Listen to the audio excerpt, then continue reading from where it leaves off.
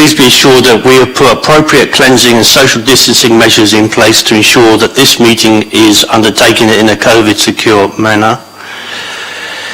This has included a request for all attendees to have taken an LFD test, which I have done this morning, within 48 hours of the meeting, the use of the NHS Track and Trace app or attendee log, 2 metre social distancing, the wearing of masks when not seated, a one-way system in the Guildhall and a temperature check upon arrival. I think we'll scrub that one next time. Limited public seating has been made available. However, this meeting is also being webcast to allow the public to attend remotely if they so wish. Please be advised that the public seating area is not in view of the camera used to webcast this meeting. Can I please ask members to remain seated throughout the duration of the meeting and to wear a face covering unless seated.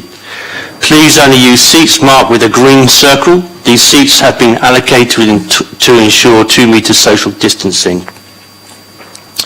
If the continuous fire alarm sounds, please evacuate the room and the public gallery by the stairwells. Do not attempt to use the lifts. Please assemble at Queen Victoria statue in front of the civic offices. In order to comply with the Guildhall Trust fire marshal regulations, anyone who signed in at the Guildhall reception desk should sign out when leaving the building at the end of today's meeting. And may I draw everyone's attention to the fact this meeting will be live streamed. Everyone speaking via a microphone will be on camera, including those making deputations, unless you request otherwise. So you need to make that very clear. Members of the press and public are permitted to record the meeting on the understanding that it neither disrupts the meeting nor records those stating explicitly that they do not wish to be recorded. Please can everyone use the microphones and then remember to switch them off when they're finished. So in front of you is a little panel. There's a black button there right now. You just depress it. It will come up red. That means you're on, as it were. Okay?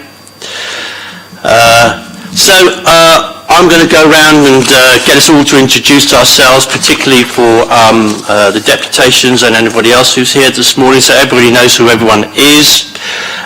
So you've heard who I am. I'll start with my right, we'll go round the back, and then we'll go on the inner circle. Okay? Over to you. Good morning all, I'm Juliette Gill, I'm the Principal Planning Solicitor. I'm here to advise the committee. Good morning everybody, I'm Councillor Lynn Stagg, Ward Councillor for Baffins. Okay, to you sir as well. Hello, I'm Councillor Williams, here to read a deputation. If we go to the back, that's it. Hello, I'm Mrs Wood. I'm here today to give a deputation. Thank you Mrs Wood and welcome. Good morning, I'm Natasha Yoza. I'm the art consultant at Court X. At where, sorry? Court X. Okay, yes sir. A deputation. Go again, we missed that. Hi, I'm John Cook, I'm here for a deputation. Thank you. And since we're in the deputations, we'll go down here. I'm William Fremantle, I'm here for a deputation. I'm Jan Gow-Chambers and I'm here for a deputation. You're backing him up by the look of it? Yeah. Okay, thank you. Madam at the back. My name's Rebecca Sutcliffe and I'm here to make a deputation. At the back. I'm Jeff Hawkins and I'm here to make a deputation. And I'm Welshing Local Democracy Officer. Nick Lloyd Davis, I'm the New Neighbourhoods Team Leader in Development Management. I'm Eze Ekeledo, Head of Development Management. We'll go to Councillor New now. Councillor Rob New, represent Cobham Ward. Good morning, Chair. Chris Atwell, St Thomas Ward and Vice Chair of the Committee. Good morning, both. And Councillor, the Leader of the Council, Councillor Joe Vernon-Jackson. Hello, I'm Joe Vernon-Jackson. I'm a Milton Ward Councillor. Judith Smythe, St Jude Ward. Thank you very much indeed. We're a bit light on members at so far this morning. I've received apologies so far from Councillor Matthew Atkins, Councillor John Smith. Councillor Hooper is going to come, but about 11 a.m. she has another commitment, and we're a bit light on Councillor Fielding. If those members of the groups could lean on their own members, just remind them to try and get standing deputy, that'd be very helpful, because otherwise we're going to end up with abandoning a meeting, possibly. Okay. Chair, my apologies, I need to be elsewhere at 2 o'clock. I suspect we will be finished around that time. You're optimistic as always. Yeah, no, we will. Declarations of members' interests. Anybody got any interest? Know anybody or worried about anything that they need to ask any legal advice about? Very good. So, Ezzy, we're going to go to the minutes of the previous meeting on the 18th of August. Anybody want to propose them? I've read them.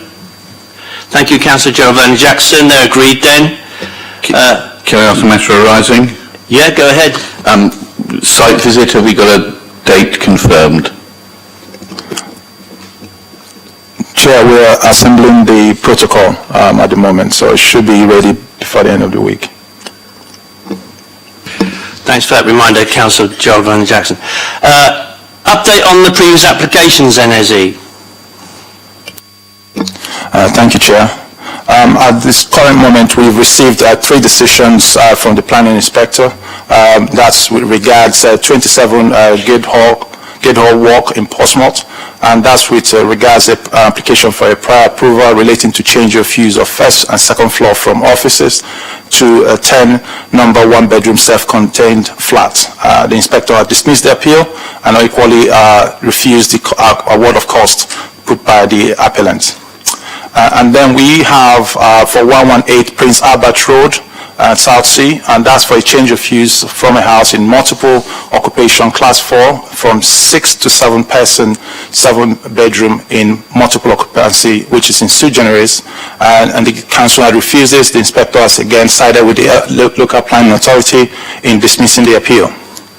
We then have finally an enforcement notice appeal for 45 Linden Avenue in Portsmouth. That is pending. The case summary, it's with us planning permission, the construction of a red dormer clad in non-matching materials to the roof tile of the property and the alteration to the first floor rear projection to facilitate the creation of a red dormer by the placement of the pitched roof with a flat roof and the increase in height of the eaves. There is the updates, Chair. Thank you. Thanks, Jim. We have a Councillor Geraldine Jackson. Sorry, just in relation to the last one, I didn't know that was going to come up at this meeting. That's a couple of doors away from me, so I had nothing to do with that application. Okay, that's 45 Lindley Avenue. That's noted. Okay, so members, continue always to test when HMOs come along the internal room sizes, how they relate to each other, and how the communal space adds up. Even sometimes we discover, don't we, that sometimes these things don't actually add up, and we've been getting it right, consistently right, as the planning inspectors seem to agree with us. Okay then, so now we go straight on to item number 5, which is in your package of reports, which is the New Centre, London Road, Hillsea. For those of you who were here last time, it's number 1 in your reports. It was deferred in order to investigate further the illuminated sign and its location. So the officers will give their report now. Who's doing this one? I will be doing that, Chair. Thank you, Ezzy. Go ahead then. Yes. Members, can I refer yourselves to the supplementary planning supplementary matters that was sent across, which puts across the paragraph 1.5 of the original report, which states the depth of the proposed signage at 0.2 meters in depth. Officers' recommendations remains unchanged. We've got a deputation which myself would read out. The deputy had requested for this as they are unable to attend. As Chair, as you rightly referred to, this was an item that was presented to the Planning Committee on the 18th of August and was a resolution to defer to the next available Planning Committee to allow for further information relating to the previous planning advert consent to be presented to members for consideration. Members, if I'd refer yourselves to the report, especially in paragraph 0.2, where it stated the reference number of the advert consent that was granted in 2007, and also the drawing that states shows where the advert was located or was proposed to be located, and that is about 31 meters north of the is proposed signage that is now before members for consideration. And again, it's at a higher level and further from the neighbor that's put in a deputation. Our understanding is that the applicant is willing to conform with the required illumination levels and also to have reduced operating hours for the signage. The issue of visual and oral amenity impact upon public amenity and safety had been further considered by officers, and our views recommendation to members is that conditional advert consent to be granted. Thank you, Chair. Ezzy, the reduced operating hours, is this different to what we heard about last time? I believe so, Chair. Yes, sir. Chair, to help, it's 1 hour less at night. Instead of an 8 o'clock finish, it's a 7 o'clock which finish. is what we talked about last time. We also talked about also talked about an externally illuminated sign, but understand they're not really interested. So that's the deputation done. Thank you, Ezzy. Can I read the deputation?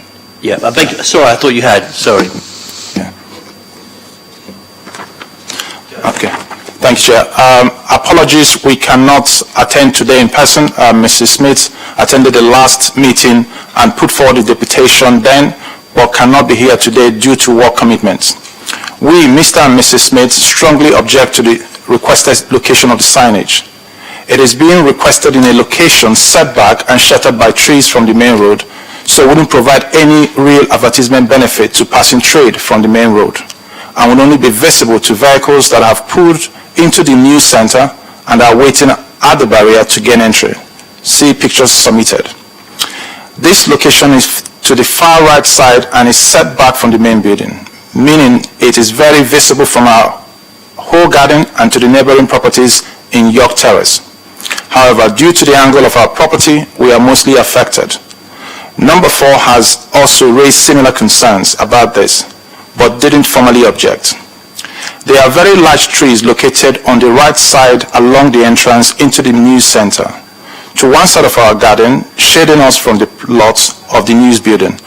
It's currently a light gray building, so not too overpowering visually, but the requested location of this sign is after the large trees end, and due to the high location and angle of the building, it will be very visible. And I saw and would be a dominant feature from our property. I have provided photos from our garden, and it may not be clear from the commercial property just how visible it will be from our gardens in York Terrace, but the height and location are the issue. We strongly believe both the position of the signage and the requested lighting will be unreasonably and substantially interfere with the use and enjoyment of our home and our garden. We spend a lot of time with our young family outside. It will be visible and overpowering from every angle in our garden. We wouldn't be able to escape it. From our back door, the sign will be located directly in front and will be a statutory nuisance. At night, we fear it will cause light pollution, be obstructive light, and that we will lose natural nighttime in the garden. We are also very concerned that at night, the light will become nuisance light into our young child's bedroom that faces towards it. I believe this should be covered by the Environmental Protection Act 1990 and the Clean Neighborhoods and Environmental Act 2005. We have also considered if there was anything we could do to block the visibility of the intended sign from our property. But due to the high location and angle of the sign, there is nothing we can do to protect our privacy and block any harmful views from a sign. We feel this makes us helpless in this matter, and it feels like it will greatly impose on our right to enjoy our property and garden. The previously approved planning application in 2007 was partly approved, partly declined. The west elevation was approved, a location on the main front aspect of the building, and for a conditional time period of 5 years only. The application for the north elevation was declined due to it being considered inappropriate in terms of location, siting, and form of illumination, and would thereby cause unacceptable harm to visual amenity on the context of the residential frontage to Military Road, contrary to policy DC-24 of Portsmouth City Local Plan 2001 to 2011. There's a bracket taken from planning letter page 3, bracket closed. There are many alternative locations much more visible from the road at the front of the building to provide greater advertisement benefit. That this could be placed as to not impact or interfere on residential properties, gardens, and bedrooms, and this needs to be taken into consideration. There ends the deputation, Chair. Thank you. Thank you, Ezzy. Members, any questions? Councillor Vernon Jackson. Thanks very much. It's useful, I think, that they've reduced the hour at night when it'll shut down from, instead of being 8 o'clock to 7 o'clock. In terms of the reference to the previous application being turned down, could you let me know what's the difference between the decision made a few years ago to not grant planning permission and the recommendation from yourselves to grant planning permission for a sign in the same place? What's changed? Thank you, Councillor. What has changed is the one that was declined advert consent was to the north of the building on the Ministry, facing the residential properties to the north of the site. What you have currently, on what was approved, partly approved, was to the west, which is the same orientation, the same side to the west as the one that is before us today. The major difference is that the current proposal intends to put the advert signage due south of that which was approved in 2007, 30 meters due south of it, but it's still on the same west elevation. Thank you. Thanks very much. Members, any other questions? Councillor Lindstag. Thank you, Chair. Can somebody explain to me what a maximum light level of 450 CD per metre squared is? I mean, how bright is that? Thank you, Councillor. I'm no specialist in illumination, unfortunately, but I believe that is a standard illumination levels that is put as guidance for signage, so as not to have an impact on amenity and oral, to have less impact on oral effect on residents and users and observers. Thank you.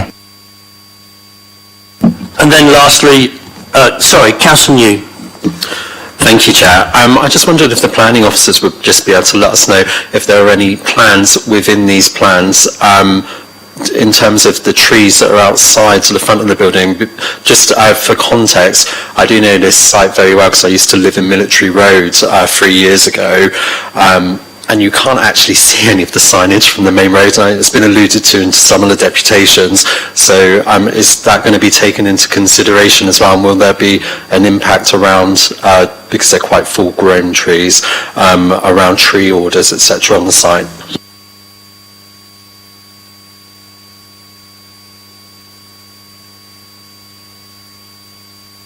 Can we have the presentation up? Thank you.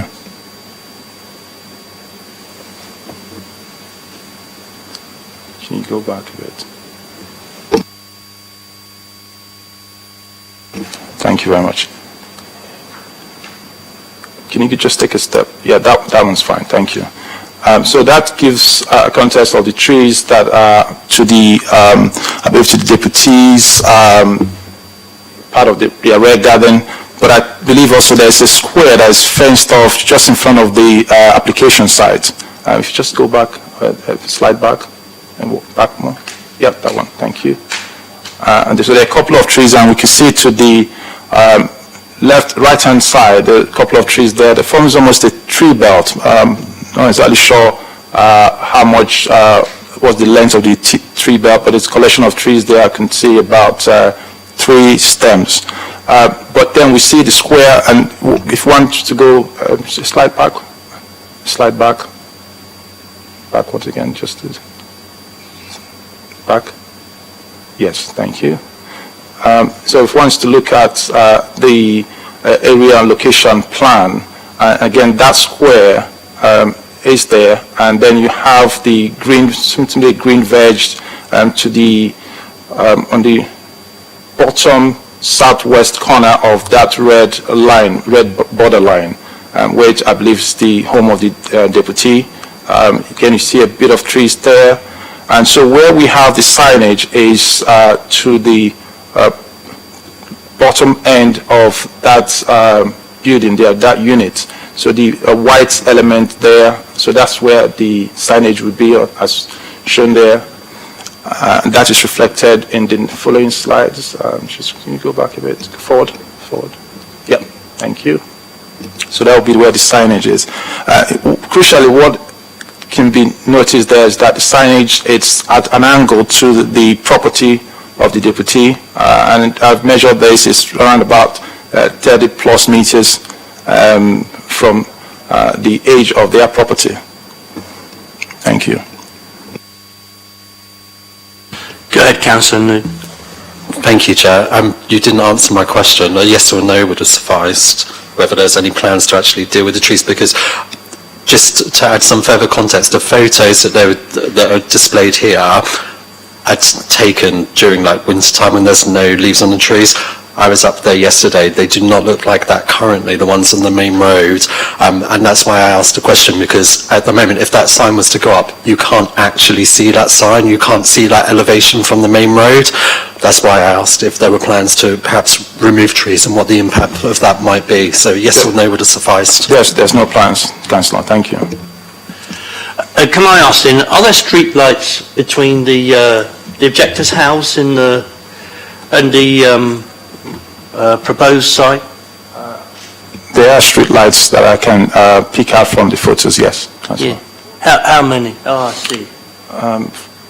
There are a couple of street lights to the rear.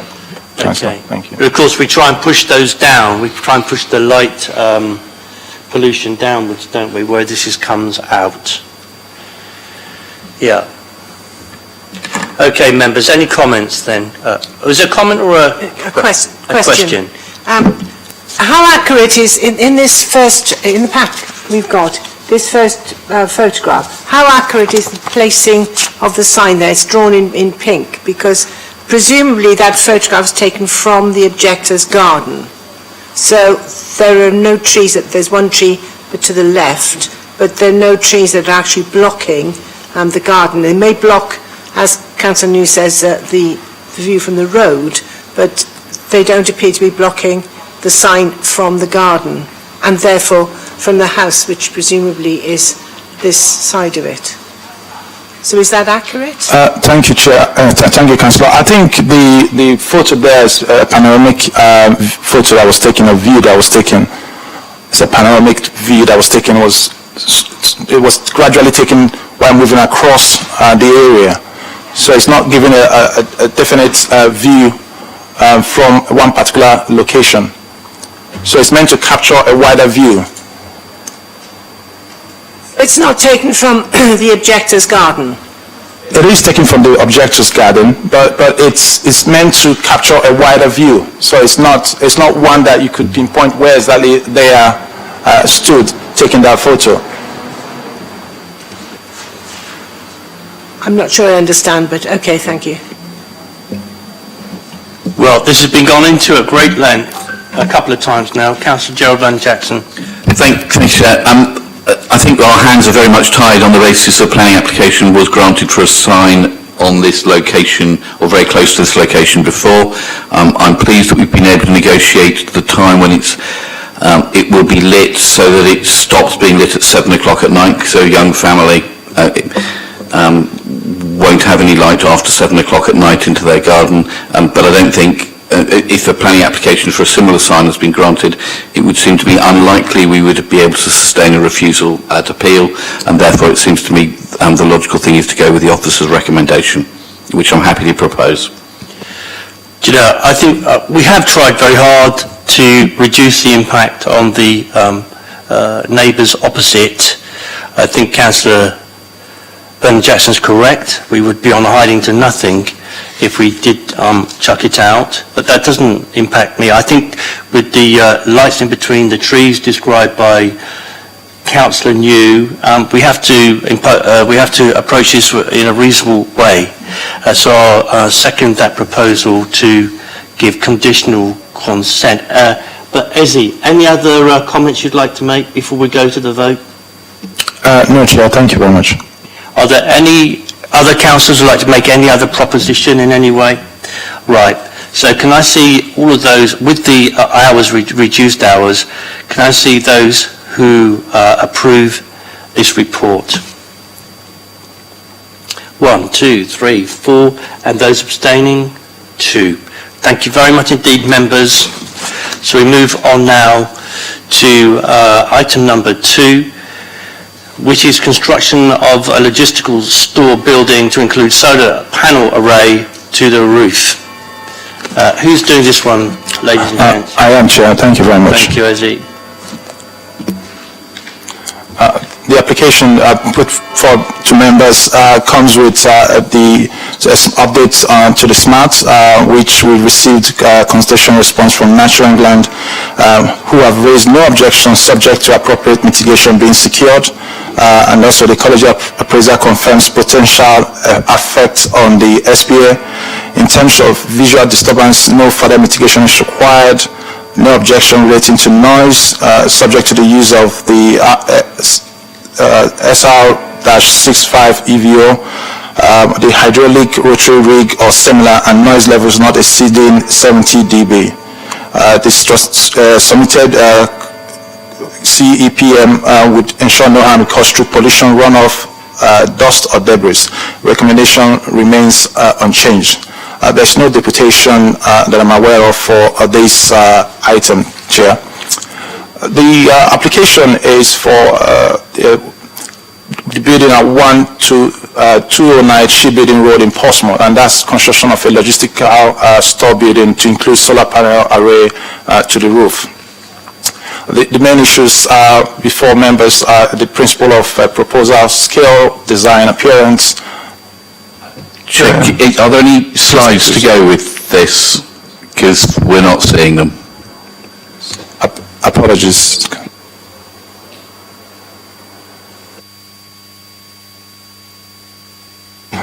Thank you. The main determining issues for this application relates to the principle of the proposal, scale, design, appearance, and impact on heritage assets and parking, ecology, contaminated land, and drainage. The site in question, as shown on this slide, lies adjacent to the shipbuilding road within the HMA Her Majesty's Naval Base. The site was formerly occupied by a large warehouse building, which was attached to the Grade 2 listed shipbuilding to the east. The former workshop was demolished following the granting of listed building consent in 2008, and for tower structures were retained each corner of the site. The towers are considered to be listed by virtue of their previous physical attachment to the listed shipbuilding. The site itself is identified as employment land and is an area of potential for contamination and below-ground archaeology.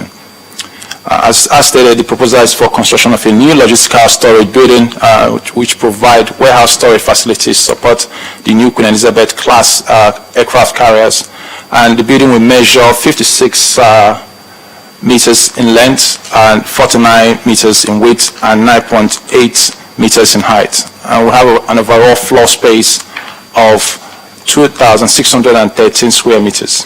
The roof, can you move the slide? Can you move it again? Thank you. The roof will comprise a double shallow pitch and will incorporate a row of photovoltaic panels on each of the roof slopes. The building will be set in from the side boundaries by varying degrees and will not be attached to the retained listed towers or chimneys. There's no car parking proposed within the site. The elevation will be clad in metal cladding, and there will be two roller shuttle doors and 2 pedestrian entrances on the west elevation. Can you move the next slide? We've received consultation responses from our conservation officer who considers the level of harm generated by the proposed scheme on heritage is considered to be neutral, and the scheme is supported in conservation and heritage terms. We've received no adverse comments from other statutory consultees. The ecology advisor has suggested further works to be looked into, and a condition is recommended in regards of that. With regards to the principle of proposal, the site is within Her Majesty's Naval Base and will be protected for developments that meets the needs of the Ministry of Defence. And in respect to that, the principle is supported, subject to other material considerations being taken into consideration. As members will see from the reports, the other material considerations have been considered by officers, and we are confident that the proposed development would provide important storage facilities for the operation of the naval base and would accord with our local plan. The design and layout is considered acceptable and will preserve the setting of the adjacent listed building and conservation area.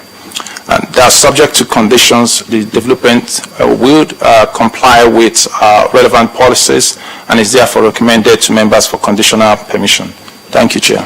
Thank you. As in members, any questions? Councillor Smythe. Is there a slide of the elevation of the property from any angle? I don't think there is there? Of the existing site? No, of the proposal. This is this one. Is it? I mean, I know it's to be it's mainly for warehousing purposes, I understand, but is it going to be in any way an acceptable working environment for people? Is there any daylight into the place, or any fresh air into the place? And I understand if it's literally just for storage, it may not be very long, but with the towers around it and apparently the walls, historic walls behind it, does it have any way of being adequately ventilated for workers today? Thank you, Councillor. Under the building regs, it would have to meet those requirements. I would not believe that Her Majesty's Ministry of Defence would not cater for its staff. I believe that that's been taken into consideration in the design of this facility.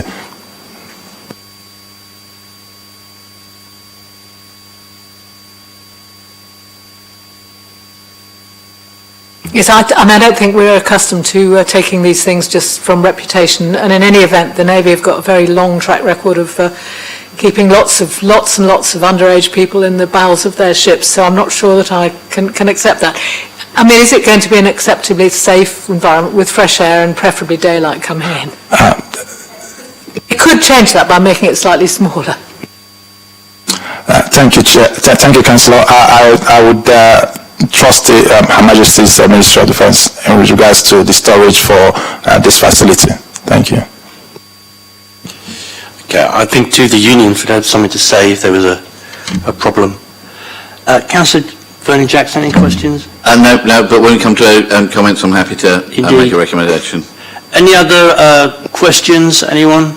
Councillor Vernon Jackson then. Well, I note as a touching faith in the Minister of Defence, which I doubt will be shared by anybody, knowing what people in the forces have to put up with.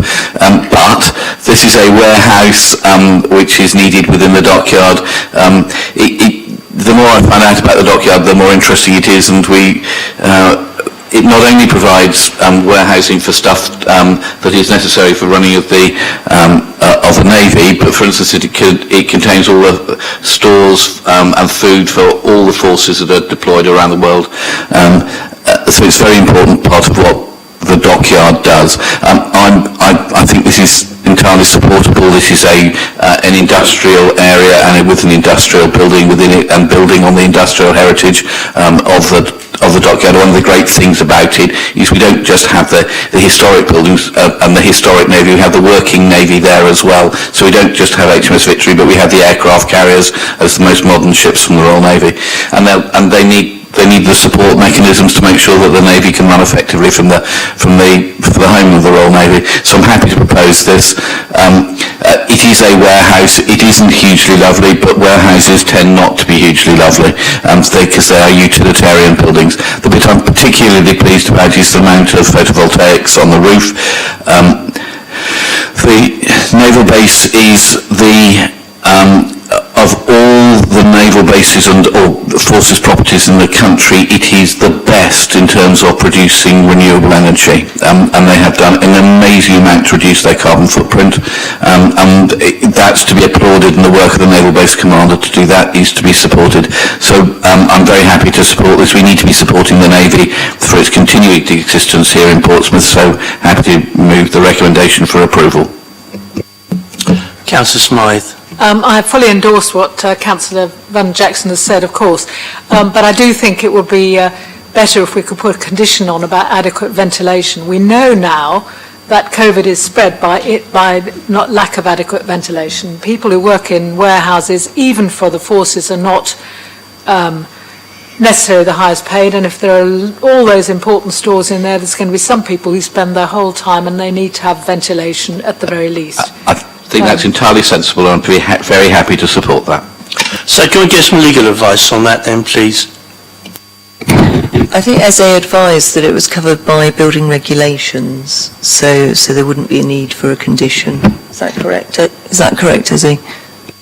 That's correct, Chair. Thank you. Are the building regulations updated sufficiently to take into account what we know about COVID? I don't think there have been, from my knowledge, and this is a very big area.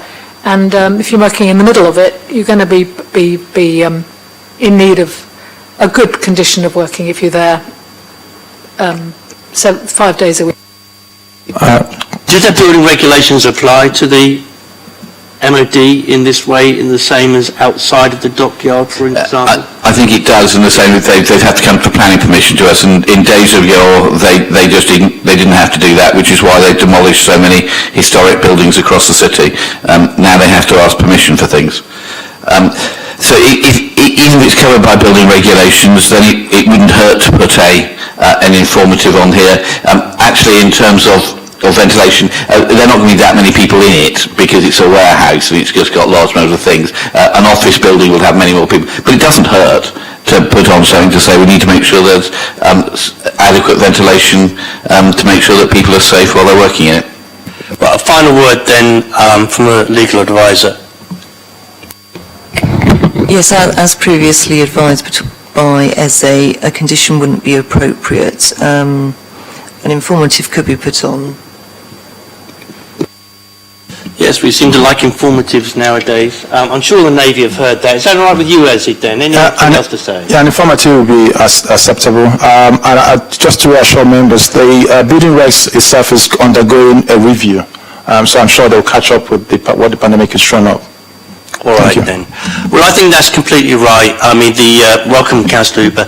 I think that the defence of our country is really very important, and this obviously is a very small part in it, a small cog in a very large wheel. So I welcome everything that everybody is saying. And likewise, Councillor Bernard Jackson, it's great to see that the MOD doing their part to reduce their carbon footprint, particularly, with climate change and rising seas and so on. It is very welcome to see such a huge array of panels. I'm sure too they've heard your comments, Councillor Smythe, and perhaps somebody will write to you and reassure you that that will happen. So we shall have to wait and see. Well, there we are, members. Anything else to say, Ezzy? Yes, Chair, I'm happy to second. Second the proposal with... Yeah, indeed, it wasn't seconded really, was it? You're quite right. Thank you for coming in there, Councillor Atwell. So that's proposed and seconded. All those in favour of the report with the conditions attached and the informative, please show. That's unanimous. Thank you very much indeed. So say welcome, Councillor Hooper. Would you like to introduce yourself to everybody and tell us if you've got any interests that you're aware of at this moment? No declarations, Chair. Good morning, everybody. Councillor Joe Hooper, representing Paulsgrove Ward. Thank you very much indeed, Councillor Hooper. So, swiftly on to item number 3 then, and this is the land around the tennis courts. And who's introducing this one? Go ahead then. Thank you, Chair. This item is land around tennis courts at Court X, formerly Canoe Lake Leisure, and on Eastern Parade in Southsea. There are a couple of deputations for this application. I refer members to the Supplementary Matters, which there are a few for this. There's an amendment to Condition 2, which is basically to read as follows: the permission hereby granted should be carried out in accordance with the following approved drawings and documents, including mitigation measures. Condition 3A was amended to essentially to reference UXO, or unexploded ordnance, and the addition of additional conditions in relation to soft landscaping. To secure details of these before the planting takes place, details of the final external materials to be used on the development, because they provided a range as part of the application, and confirmation of final site levels before it's brought into use. There's also reference to the response from the Council's Heritage Consultant, who has raised no objection to the proposal. A further representation has also been received since the publication of the report from 18 Cresta Court, raising concerns about a continuing erosion of the ratepayers' quality of life, no perceived economic development opportunity, southeastern corner of the subject site needs attention, could not the fort become the gallery proposed, why not the two together, lots of sea view, people can get the exercise nearer the seafront, and a precursor to stands around the tennis courts. The response of the officer is there's not considered that the development would result in adverse impacts on residential amenities of adjacent neighbours, and the existing conditions of the application site are acknowledged. Concerns over the loss of sea view, the need for and rationale behind the development, given the alternatives available in the nearby area, as well as how this use would operate alongside the tennis courts, have also been addressed in the officer's report. So I'll draw members' attention to the presentation now. The application site is located to the south of Eastern Parade, and Lumps Fort is located to the south, along with Rose Garden and Japanese Garden. There is within the red line, there's an existing tennis pavilion building and existing tennis courts. To the west, there is a listed building, Cumberland House, which is used as a museum, and there's Canoe Lake Nursery, and a range of other recreational activities around this part of Eastleigh seafront. This aerial shot shows some of these various activities. You can see the Japanese Garden, Southsea Model Village. The application site is located to the north of the Japanese Garden. If I can get my laser pointer. So this is the application site here. I should say the application site falls within protected open space, the Southsea Seafront Conservation Area, also part of the Southsea Common Registered Gardens, Grade 2. Some site photographs now. These are taken from Eastern Parade, with the site on the left, behind the chain link fencing. This is a view from the eastern boundary of the site. There's a footway, the site is to the left, and the cricket pitch and facilities on the right-hand side. Along the southern boundary, looking east, the site is on the left, behind the hedge, on the left-hand side. You can see through the trees, Cresta Court is in the far distance.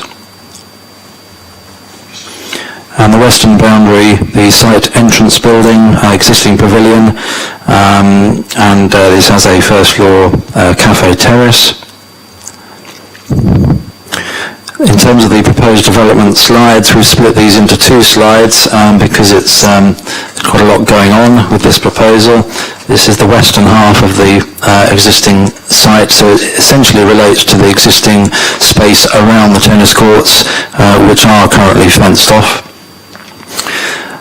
The proposal comprises a series of footways, tunnels,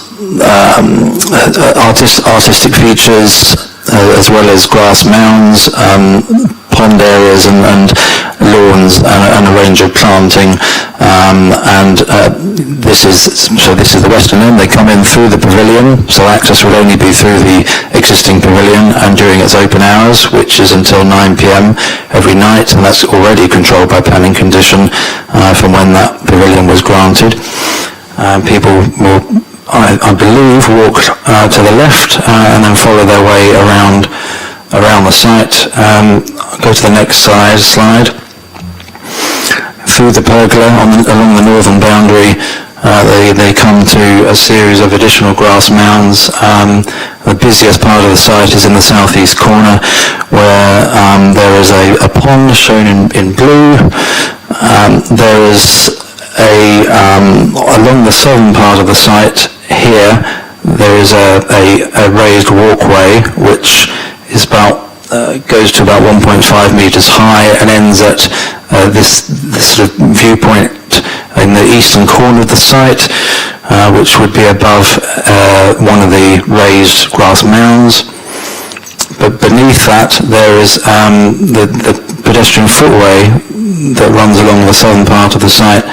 It initially goes down into a slightly lower ground level conical art feature.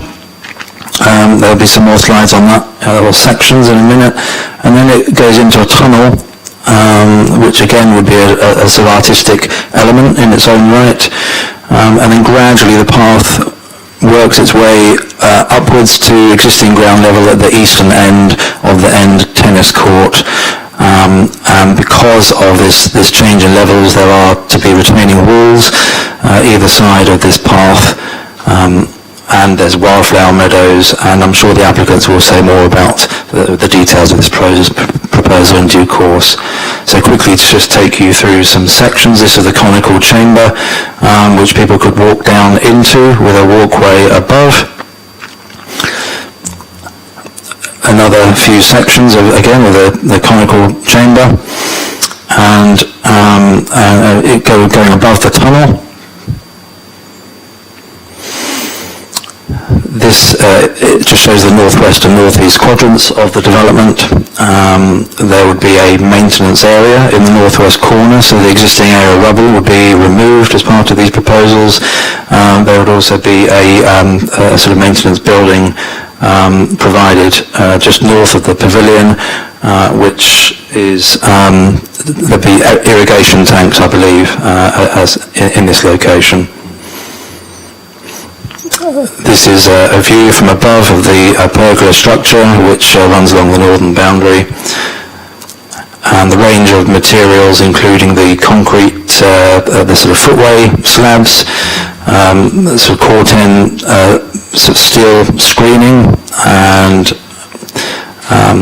these would be the sort of concrete or the retaining walls, which would be finished in black, where the pathway is kind of rising up from the tunnel, and a sort of walkway above the tunnel areas. Some indications here as to what the tunnel could comprise. as well as typical sort of grass mounds as part of the scheme. And finally, there's some details here of the potential bench seats and the finishing for the pathways around the site. I don't have any further points. The application is recommended for approval, subject to conditions and those set out in the supplementary matters. Thank you, Chair. Right. Thank you for that introduction. Mr. Hawkins, if you'd like to go ahead, sir. Thank you. I think there are three main areas to my concern which are set out in my letter of objection. First, the loss of open space. Secondly, the eyesore that will be created in the northwest corner by the maintenance area and the harm to wildlife. The officer's own report acknowledges in 710 that there will be inevitable reduction in the open feel of the site. And I would argue strongly that this is an inappropriate development, having regard to the protected nature of the site being a protected public open space. I also believe that the introduction of some of the fencing screens which are planned on the eastern parade side will again reduce the open feel of it. The solid black fence which was originally listed may have gone, but we'll still have folded steel hoops for the wisteria trellis. We're going to have significant number of ivy screens installed, yew hedges, all of which will close off the current open mesh fencing, which is characteristic of all the sports facilities along the eastern parade. I believe these concerns are shared by the landscape architect in paragraph 5.6, who has commented adversely on the impact of the development on the site. I'm concerned that the proposed maintenance area of the northwest corner, when planning permission was given for the shed in 2019, it was a condition that trees should be planted to screen this development. No reason is given in paragraph 7.48 why this planning policy should not continue to be applied to the site. I would have expected reasons to have been given in the report why this is no longer relevant, when just 2 years ago it was considered sufficiently important to impose a condition on the planning consent. I believe this area of this site will become increasingly industrial in nature, not in keeping with the conservation area and public open space. I feel strongly about the building waste which has been brought onto the site and dumped in this corner in the past few months without any permission, and which has created a major eyesore already. Sadly, I believe this reflects the approach to planning approval on this site, since numerous planning conditions have been ignored in the past 5 years since approval was given to the new pavilion.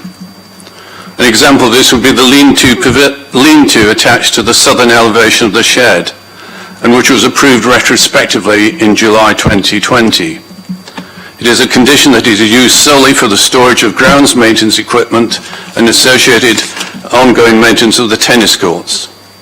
There is machinery stored in this location, but also a great deal of other materials such as pallets, old light fittings, large bags of indeterminate material, which does not appear to be covered by the planning consent.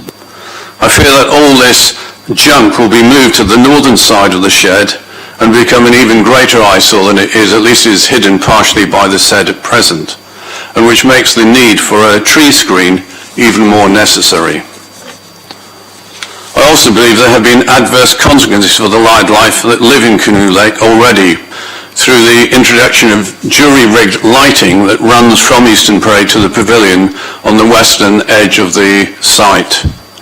These lights are on every night until the early hours of the morning, very bright LED lights which run through the tree canopy and must be having a significant adverse effect on the birds that used to roost there, and also the moth and insect life which are integral to maintaining a diverse ecology. In short, I believe it is an overdevelopment of the site, reduces its openness as a public open space, and will create an industrial-type development in its northwestern corner, which is not appropriate for this location. Thank you. Okay, are you both going, as it were? So it's is, I think, 12 minutes altogether. Is that correct, or is it 6 minutes for this deputation too?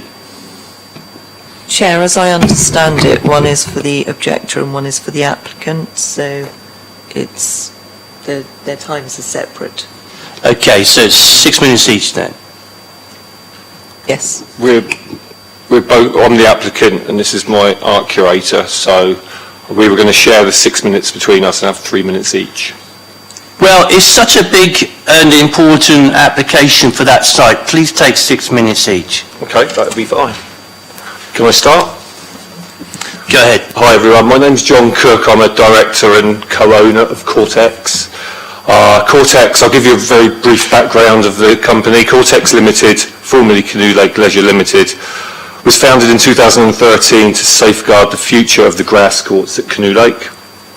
Along with managing and improving both the grass courts and the surrounding site, we've also installed 6 floodlit artificial grass courts. We've resurfaced 2 tarmac tennis courts and installed a basketball court and a netball court, the latter of which are totally free to use by all the community and are very well used. We also built Cafe Fresco, which has now established itself as one of the highest rated and reviewed cafes in Southsea. We completely rebuilt the tennis pavilion, which was, I hope you can remember, an asbestos-ridden wooden shack. It now has changing facilities, a members bar, and we host a variety of community activities which are extremely popular with the local residents.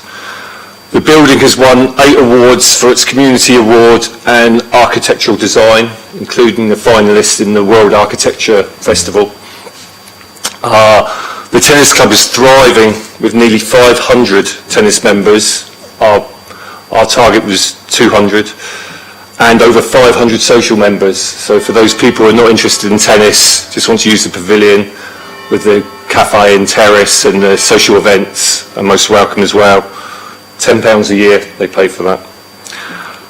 The project has always been philanthropic in nature and a charity in everything but name, and now Cortex is waiting for the Charities Commission to give us charitable status, which we're expecting within a few weeks. Now more specifically about the art trail. The art trail around the grass tennis courts will enhance the tennis playing and spectating experience. I know that the landscape designer thought some of it was going to look too busy. My expertise is in tennis, and I won't allow anything to compromise the tennis. It will be a great enhancement with some seating and some distractions for the spectators to enjoy while they watch the tennis. The LTA have seen the plans and think it's great and perhaps unique within the whole of the UK. International tennis tournaments, which we've hosted in the past, can still go ahead and are expected to continue when the LTA can find sponsors. So we had ladies ranked in the top 50 in the world playing on our courts in a public park in Southsea, which is unique in the whole of the UK. They usually play in elite tennis centres, not in a public park. The art trail itself is in a secure fenced area with a permanently staffed pavilion being the only access point.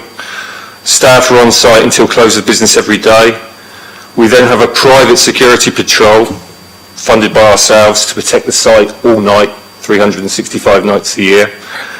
This has reduced antisocial behaviour by a significant amount, and this also has a knock-on with the rest of Canoe Lake, which I know can have its problems, as you're well aware, but what we have done is minimise those problems, all funded by ourselves.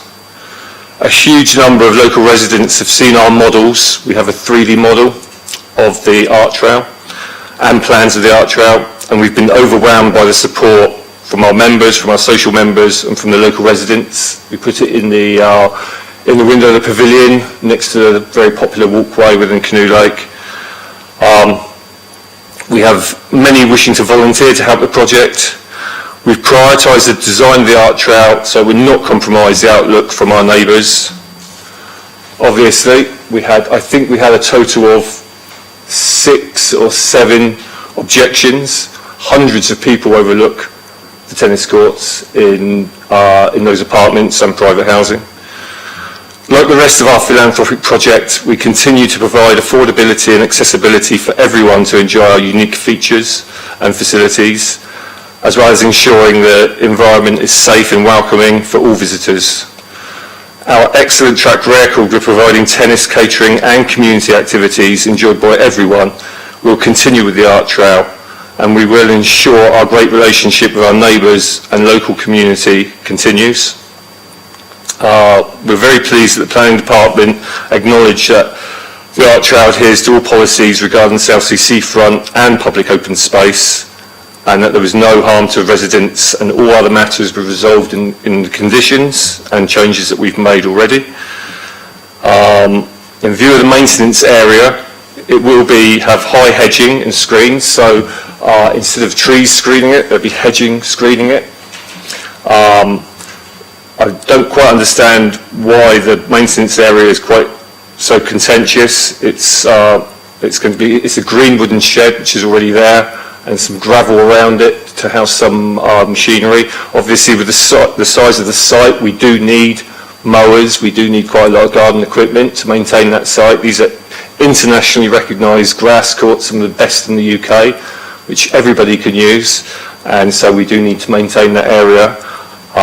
And we have some of the best grass courts in the country, used by some of the best players in the country and in the world, and used by lads from Lee Park who can pay £2 each to use the same courts as millionaire tennis players. The ecology report was very positive, and we will ensure that we adhere to all of their recommendations. The lighting along the path, which was commented on, that was actually suggested by a councillor and the public to have lighting along the path to make it safe to return home after having used the facilities. I'm quite happy to take that down and not pay for the electricity, but it seems like most people think it's an advantage rather than a disadvantage to have it. There have been some timing issues. It's on a timer, and I think I bought a cheap Amazon timer, so if it is on all night, then that's my fault, and I will remedy that straight away. I think that's all I'm going to say on the matter. Natasha is our art curator at Cortex, and she can describe the nature of the art in more detail than I can.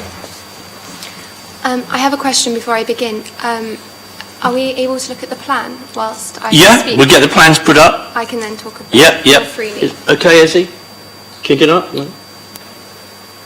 Thank you. This project aims to activate the currently... I'm so sorry, that's it, you got it, well done. How are we now? Oh, lovely. So this project aims to activate the currently unused marginal ground around the tennis courts by creating a landscape trail with inviting breakout areas for relaxing, socialising and viewing art sculpture. So when we look at the plan overall, you can see these different pockets of green, which are all grass areas with a path running through. Closer to the pavilion, we have a more hard surface with concrete paving, and then it kind of merges into a soft gravel path throughout the trail.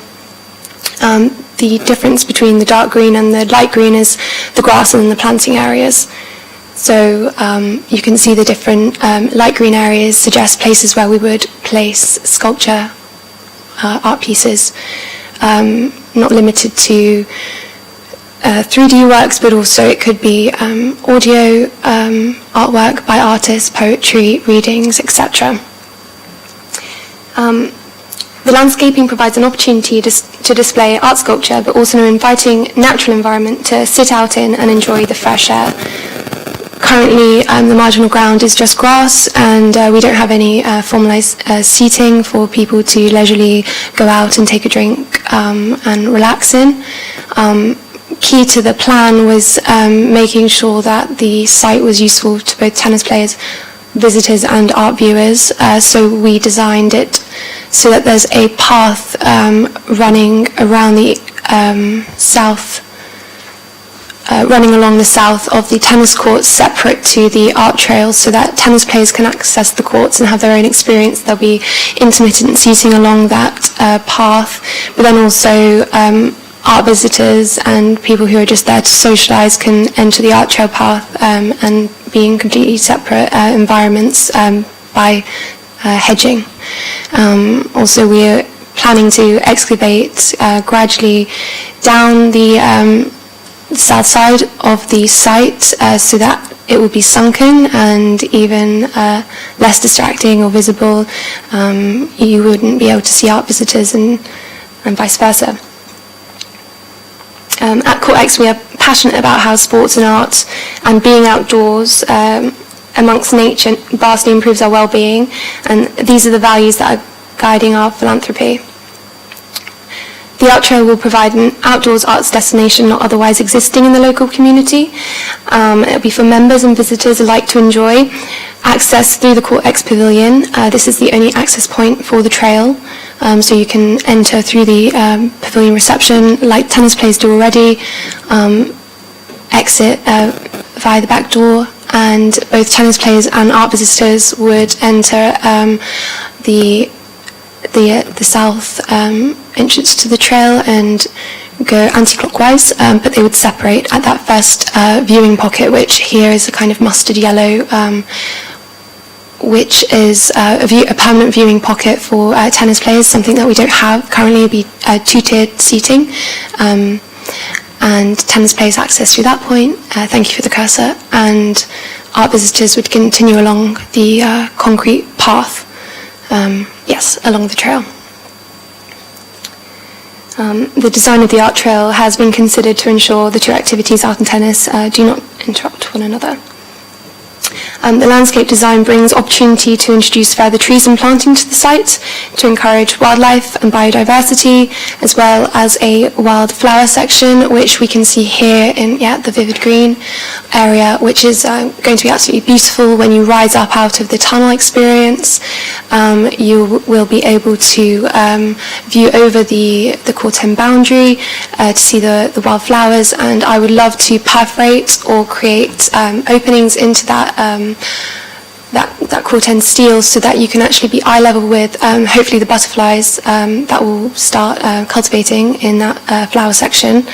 I think it will be a really beautiful natural experience, and that's really leading the curatorial theme for the trail, which is nature anew, which is a phrase I've termed to describe how we can connect with nature through new experience. It doesn't have to be technology or nature, it can be both, and it's about how we can enhance our understanding of nature and be one with it.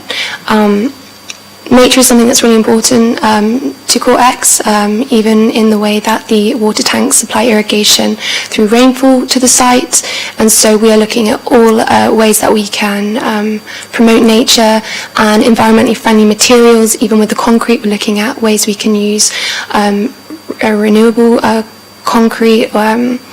Our landscape designer knows more about these materials, but it's really interesting as he has a passion too, so he's always introducing us to new materials that we can explore and utilise in the planning. So Nature Anew, the curatorial theme, is inspired by the site's surroundings. The art trail artworks will seek to signpost visitors to nature, creating connections between them, a reminder of our interconnection with the environment.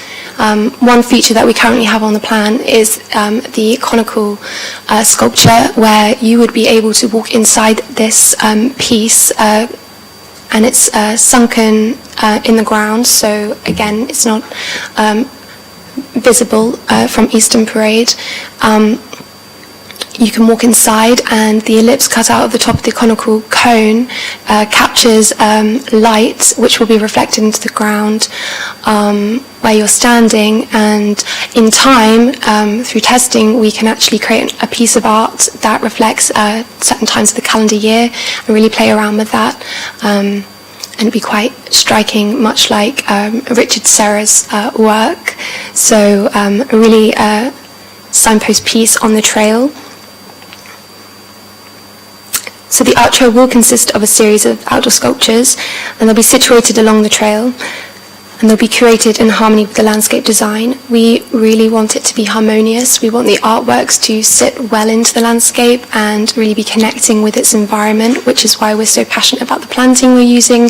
It goes hand in hand. I'm working very closely with our landscape designer to see how that will work, conversations back and forth, so that it doesn't look like anything is out of place and it's all meant to be. So yes, very collaborative process. And can you bring your description to a close, if you would, Natasha? Thank you. Yes. So this dynamic programming aims to be accessible to our diverse community, with plans to connect with the local groups, charities and organisations to promote the art trail as a space for their communities to enjoy. The Cortex facilities are open to all, and we hope by diversifying our activity offering we can welcome more visitors of the South Sea community. Thank you. Thank you, Natasha, for that comprehensive overview. Members, any questions? Hang on a minute, Councillor. Mr. Brooke, any problem?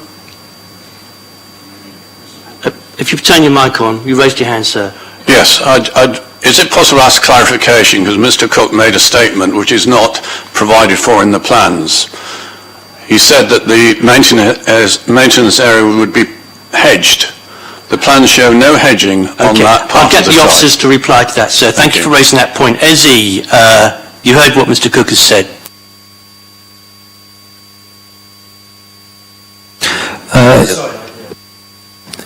There's a question about the hedging around the area in the northwest corner of the site, is that correct?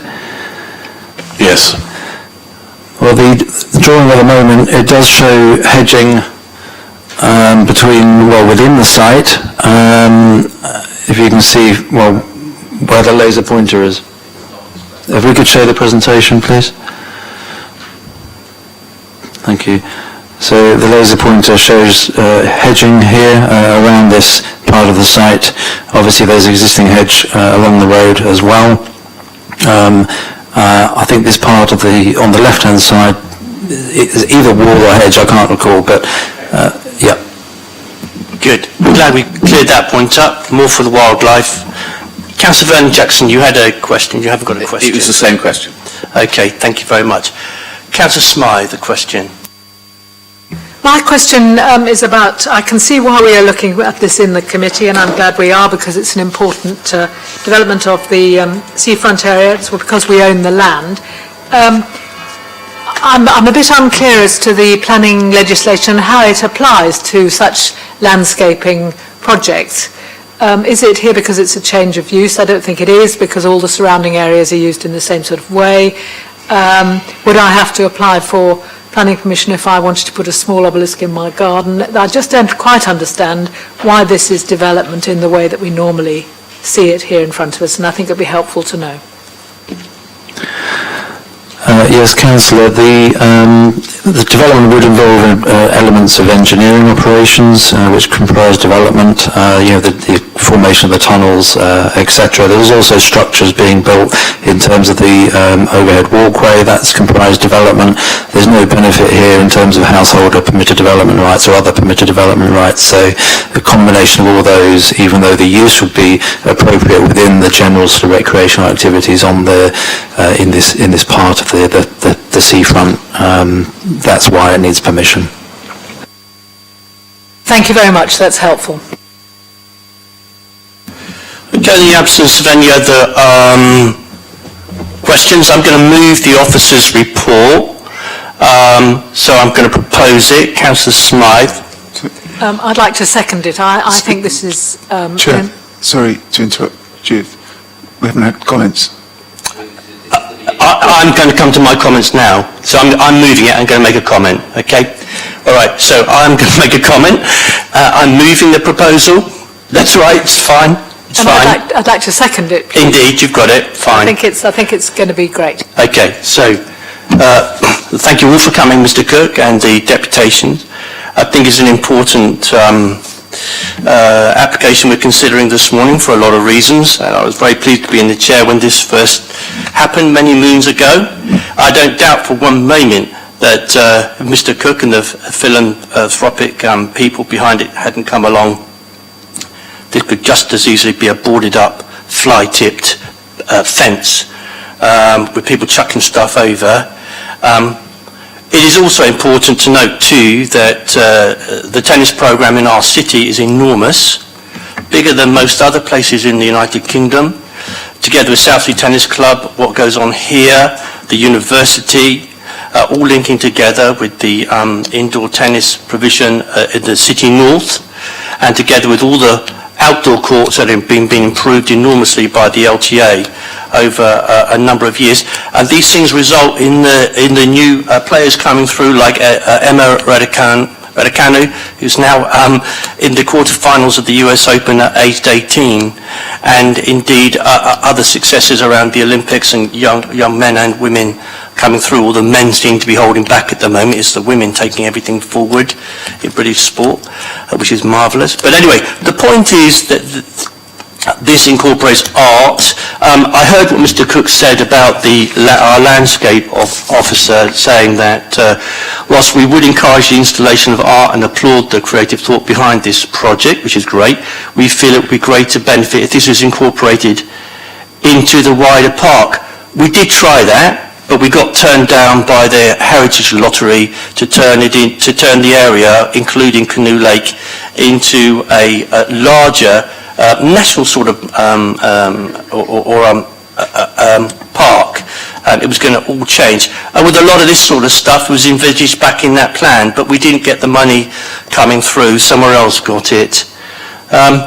So I don't think the landscape architect is that critical of it. He says it seems rather busy, but it is a busy area. We've got netball going on, we've got cricket going on, we've got golf going on, a whole host of other things that might not have been there had it not been for what Mr. Cook and his friends and partners have done together with the LTA.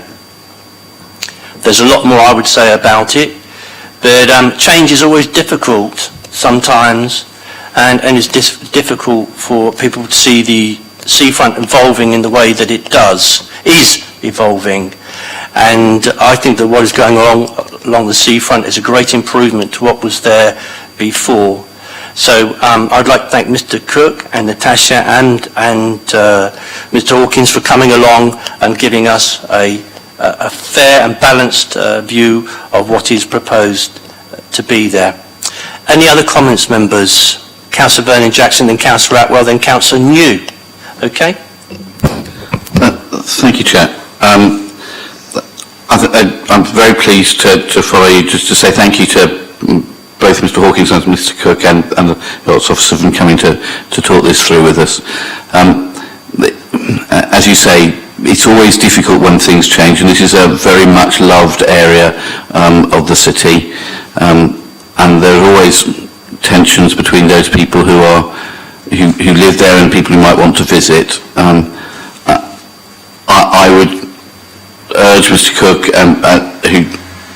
to work as closely as possible with the residents. I know he has, to try to make sure that this blends in. And I think many of the concerns about the different proposals that have happened around that area people's concerns haven't come to fruition. People have seen the benefits that have come forward over time. So those tennis courts are immensely improved and a really excellent facility in the city. But there's been other things that have happened in the local area as well, with having the nursery there as a facility for families, and I know there were considerable concerns from residents when that came forward for planning, but also the investment people have put into both South Parade Pier and into the model village, so that things have improved and the cafes as well have benefited. I would urge people to work as closely as possible with residents, but sometimes you have to kind of decide where the balance comes to. We've got an issue coming up about a pedestrian crossing. Do we listen to the people who live right next door to where the crossing might be, or to the families who might use it to be able to get across? And it's a really difficult balancing thing. But on balance, I think this is a significant additional improvement on the seafront to have a different offer of something new and different. The seafront is an area where people come to. It's an area which attracts people to visit, and it's always been like that. That's what the seafront is. And those of us, and I live close to it, those of us who live close to the seafront need to remember that when we move there. So I'm strongly in favour of this. I think it is a really good additional facility. I'd never have thought of this, so great guns to whoever did. I think it's a very good idea. And I hope that it's possible for the tennis club to work very closely with local residents, and I'm very sure that their concerns will be able to be addressed and that this will be a really positive thing for the local area. So I think this is a good thing to be doing. Thank you, Chairman. Thank you, Councillor Chair, sorry. Thank you, Councillor Venger. Councillor Atwell, then Councillor New. Thank you, Chair, and Councillor Smythe. Sorry for interrupting you earlier. It's a little previous. The committee always welcomes people coming along and giving deputation, so thank you, Mr Hawkins. It's important to remember that we can only think about the material planning considerations in this committee, and I know he has concerns that things might happen if and when plan permission is granted, but we can't have a crystal ball and know what might happen in the future. For me, echoing Councillor Vernon Jackson, I think this is a terrific addition to the city's cultural offer, and I think Cortex is already a terrific addition to the cultural offer, and this only enhances it. By the way, thank you for having Genie Driver down there. That was a really good exhibition recently. I should be... you proposed at the end, did anyone interrupt you?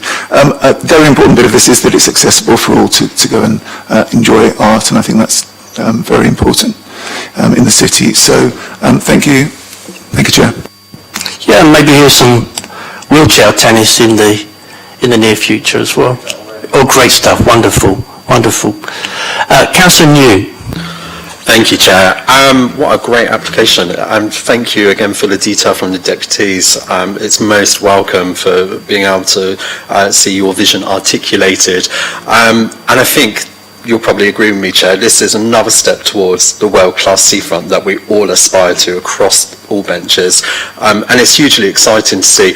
I go down to this area a lot with my dog multiple times a week, and in the summer it is glorious, and you see people playing tennis. So seeing an increased offer there, as well as inclusivity around arts and redevelopment of areas, for wider sporting uses. And as you touched on, we've got some great talent actually, not only in the city, but people coming into the city to go there, because I think it's quite a unique, not only the location, but people are drawn in to play things like tennis or volleyball, whatever, netball, right by the sea, because after that you're like, wow, now I can go and enjoy the rest of the seafront, and it's incredible. And that combined with the sea defences that we've got coming down the line, I think in 10 years time Portsmouth is going to be the place to come on the south coast, and this application today is another cog in that wheel of making that happen. So yeah, I'm happy to support this.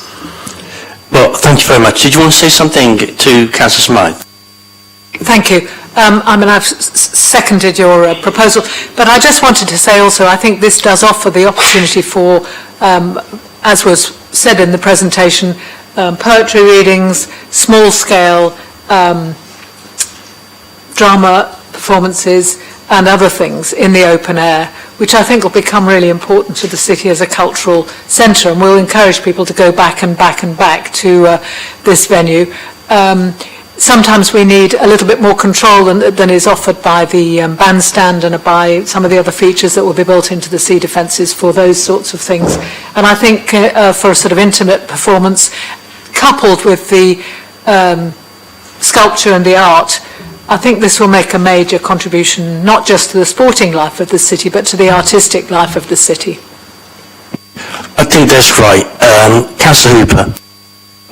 Yes, basically just echoing what everybody else has said, but I thank you for bringing this. I think it's a wonderful application that will add to the spiritual and physical growth of our city. And just to add, I think particularly in a post-COVID world, or I know we're still trying to cope with it, but this will offer something really valuable for people, because we know that sport also helps your mental health as well as helping to get you fit, and it will enable people to come out of this horrible, bewildering period. We need these kind of facilities. I would also say that where green space is concerned, I would prefer for it to have a designated use, because when green space sometimes is just, open green space, it tends to encourage littering and dog muck. So I think designated use sporting facilities is the best way forwards. I would also say that the concerns around the conservation area, what actually is more traditional and perfectly fits the credentials of a conservation area than the traditional game of tennis. Very well done, thank you. Yeah, much obliged. I mean, nobody should underestimate the sports economy in this country. It is quite considerable. I don't know how much good rackets cost nowadays, but a lot of money, I should think. But anyway, and following on from Councillor News' very welcome remarks, the seafront is evolving and as a world-class destination. And we go the investment in the D-Day Museum, South Drake Pier talked about by Councillor Vernon Jackson, this contribution, all the sports facilities along there, the beach volleyball that we put in the years back, the improvements around South Sea Tennis Club and all the new cafes selling decent sort of food. There are chips and burgers down there, fish and chips, because that is part of the seafront's offer. But it's the mix now, whereas before that's all you used to get. It is now the mix, which is making it a different place. So it's a great offer, and it always irritates isn't the right word to use, but it always makes me scratch my head when people say there's nothing to do along the seafront. I mean, yeah, sure, the clubs have gone, but certainly there's a huge amount to do. So anyway, I sense overwhelming enthusiasm for this report and the proposition. So together with all the conditions attached to protect wildlife, see increased greenery and various other things, and protect the architecture of the area, all those in favour, please show. So that is unanimous, and you have your planning application. Thank you all very much for coming along today. Sorry? Thank you for your time and your comments. Thank you for all your hard work. Now we move on to 25 Driftwood Gardens. Who's doing this one, gents? Thank you. Go ahead, Neil. I could have the presentation up, please. Sorry. Thank you. So yes, this is application relates to 25 Driftwood Gardens. This is for the construction of a part single, part two-storey side extension to include balcony, roof alterations to include front dormer window, and this is an amended description relating to amended plans which are submitted during the course of the determination of the application. Members' attention is drawn to the Supplementary Matters, paragraph 1.7. The dimensions should read 7.95 metres in height for the extension rather than, I think it said millimetres. The officer recommendation is unchanged.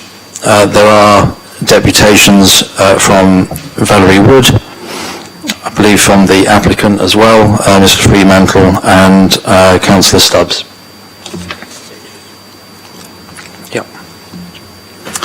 So the application site is located, it's a two-storey detached house at the end of Driftwood Gardens, eastern end of Driftwood Gardens, close to Henderson Road. The property has an existing single-storey side extension and conservatory and a detached garage. Some site photographs here which show the rear elevation to Eastney Esplanade. You can see 25 Driftwood Gardens here behind the wall and planting, and to behind the camera really is the seafront, and number 1 Driftwood Gardens is there on the right hand side. These are views along Eastney Esplanade looking east, showing a variety of house types. The development was built in sort of late 70s, early 80s. This view shows the application property, some within Driftwood Gardens looking east, so that's the property there that I'm highlighting. There is also a detached garage which forms part of the curtilage of the property. The site plan, the block plan, shows, this is the application site, the detached property here with its double garage. Number 1, Driftwood Gardens, located immediately to the northeast, and number 2. The development proposed would, effectively the property at the moment has bedrooms on the ground floor. The development would facilitate the provision of, getting the bedrooms upstairs. At ground floor level, there would be a new utility room entrance to the property. And at first floor, you can see here that the bedrooms are now moved to first floor level. There would be 5 bedrooms in total. The existing extension would be demolished, and there would be a first floor bedroom number 2 with a balcony which would be south facing. In addition, in the roof there would be additional loft storage provided as part of this planning application. I'll alert members to a concurrent application which is for a further development in the roof for this application. I'll show you the slide at the end, but it is for a additional dormer window on the south slope facing the foreshore, which would facilitate the provision of a master bedroom and ensuite in the roof. But that is being pursued under an application for a certificate of lawfulness for proposed development. As things stand, officers are of the view that potentially would be permitted development, so there would be an additional bedroom in the roof. But for the purposes of this application, which needs permission, this is the plans that you are considering today. These are the existing and proposed front elevations, which are to the north. So the existing elevation shows the existing single-storey side extension. The proposed shows the 2-storey side extension, obscure glazed windows facing first floor level. Now proposed. That's following concerns raised by the occupied number 1 Driftwood Gardens, and at the front there is also to be a dormer window which would serve a stairwell. This shows existing and proposed side elevations. This is the east side of the building, so the existing extension shown here. It does have an existing terrace embedded within the roof, which is also south facing. This would now be replaced with the 2-storey elevation. Amended plans actually have dropped the ridge line of this very marginally from that shown in this particular image. There is a side rendered wall at the edge of the proposed balcony, which would fully enclose it to ensure views are not towards the neighbouring property but are south facing only. There are some images taken from the garden of number 1, Driftwood Gardens, which shows the existing flank of the application property and the existing single-storey extension. This plan shows the south-facing elevation, so you would have here the balcony with the screen wall at its eastern edge. The ridge line has been dropped to make sure that the extension is subservient to the original host dwelling. And finally, these elevations are from the western end as you would come in. Effectively, it just shows the edge of the proposed dormer and the elevation of the existing garage. It is proposed as part of permitted development that I think I do have these plans here. This is the permitted development application or certificate of lawfulness that is being sought for an additional dormer window in the south-facing roof, as well as conversion of the existing detached garage to a home office, which is addressed in the report, and to which there are no existing conditional planning controls preventing that from happening. But that is a separate application and falls outside the remit of this application. Thank you. Okay, and since you're in full flow, do you want to do Councillor Stubbs' deputation that we've got here in front of us? Yes, Chair. I welcome the changes the application has made to the scheme. The impact of the original proposal on neighbouring properties was excessive, and we are now much closer to a solution. In addition to the comments on the plans made by a previous speaker, I would like to say a little more about the north-facing window within the extension. This would have an invasive impact on the properties at numbers 1 and 2, and that is the reason why the officer's recommendation includes an obscure glass condition. These are never imposed lightly, and this is recognition that the properties are close by and the effect severe. In other locations, the council has gone further and imposed tighter restrictions to protect privacy. Accumulating detail on individual schemes is difficult because few householder schemes make it to the planning committee, and the new build developments that do come here are designed in such a way as to provide adequate separation spaces between properties. One relevant scheme that did come before this committee was the conversion of the Brewery House, Hambrook Street to 17 flats. One of the conditions limits some of the windows to be fixed below 1.7 metres above floor level. In other words, the uppermost part of the window that most people could not see through would be allowed to open. That building is located such that it only views other properties from the street. There are no rear gardens. It is a generally accepted, established principle that rear elevations and rear gardens receive a greater degree of protection than those at the front. The properties in Driftwood Gardens should benefit from a similar consideration. Another relevant scheme was replacement of redundant buildings, a 46 to 50 new road with 11 flats. That was considered by this committee last July, and the conditions on the windows included a similar non-opening condition, except on that part of the window over 1.7 metres above the floor line, and it included a condition requiring Pilkington glass level 4 obscuration, which is a more demanding restriction than imposed here. In short, this committee has options, it has established precedents, and it has a duty to protect people in neighbouring properties whilst facilitating development. I urge you to consider this issue very carefully.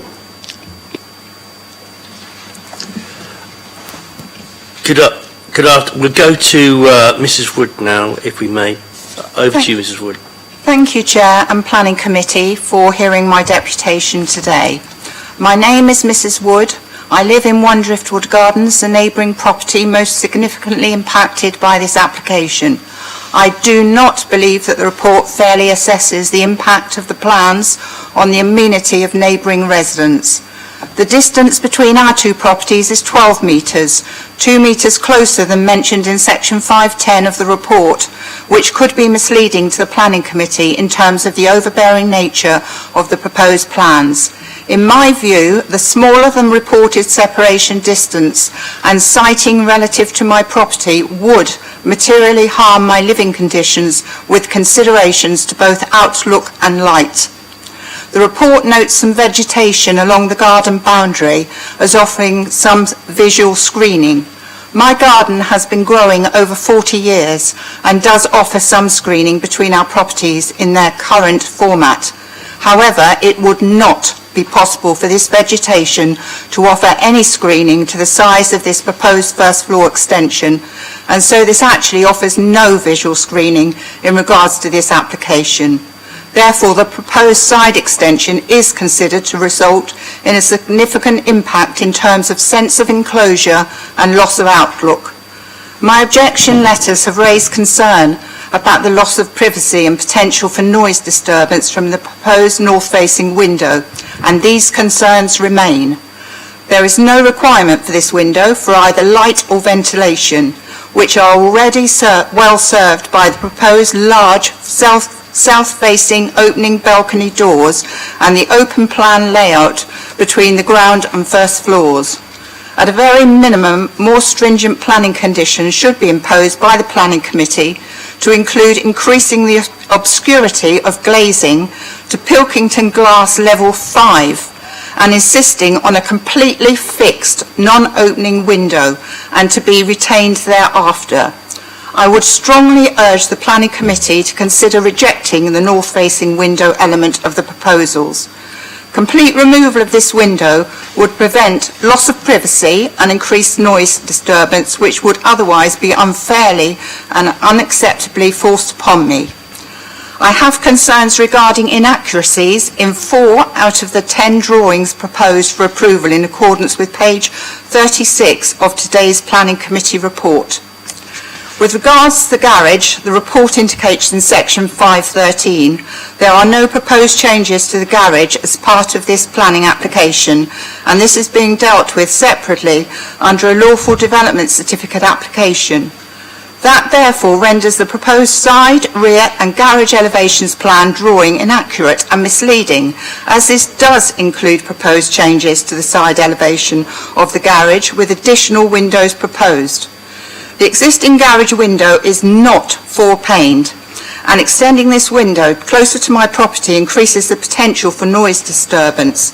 This side view of the proposed garage is also not shown in section 1.5 of the report. I believe it is therefore misleading for the Planning Committee to be informed that no changes to the garage are being proposed to be dealt with in this application, when in fact the drawings for approval today include such changes. The proposed ground floor plan contains an error because it shows the boundary of the property in red, but this is not reflective of the true boundary of the property in accordance with reality and the block and location plan.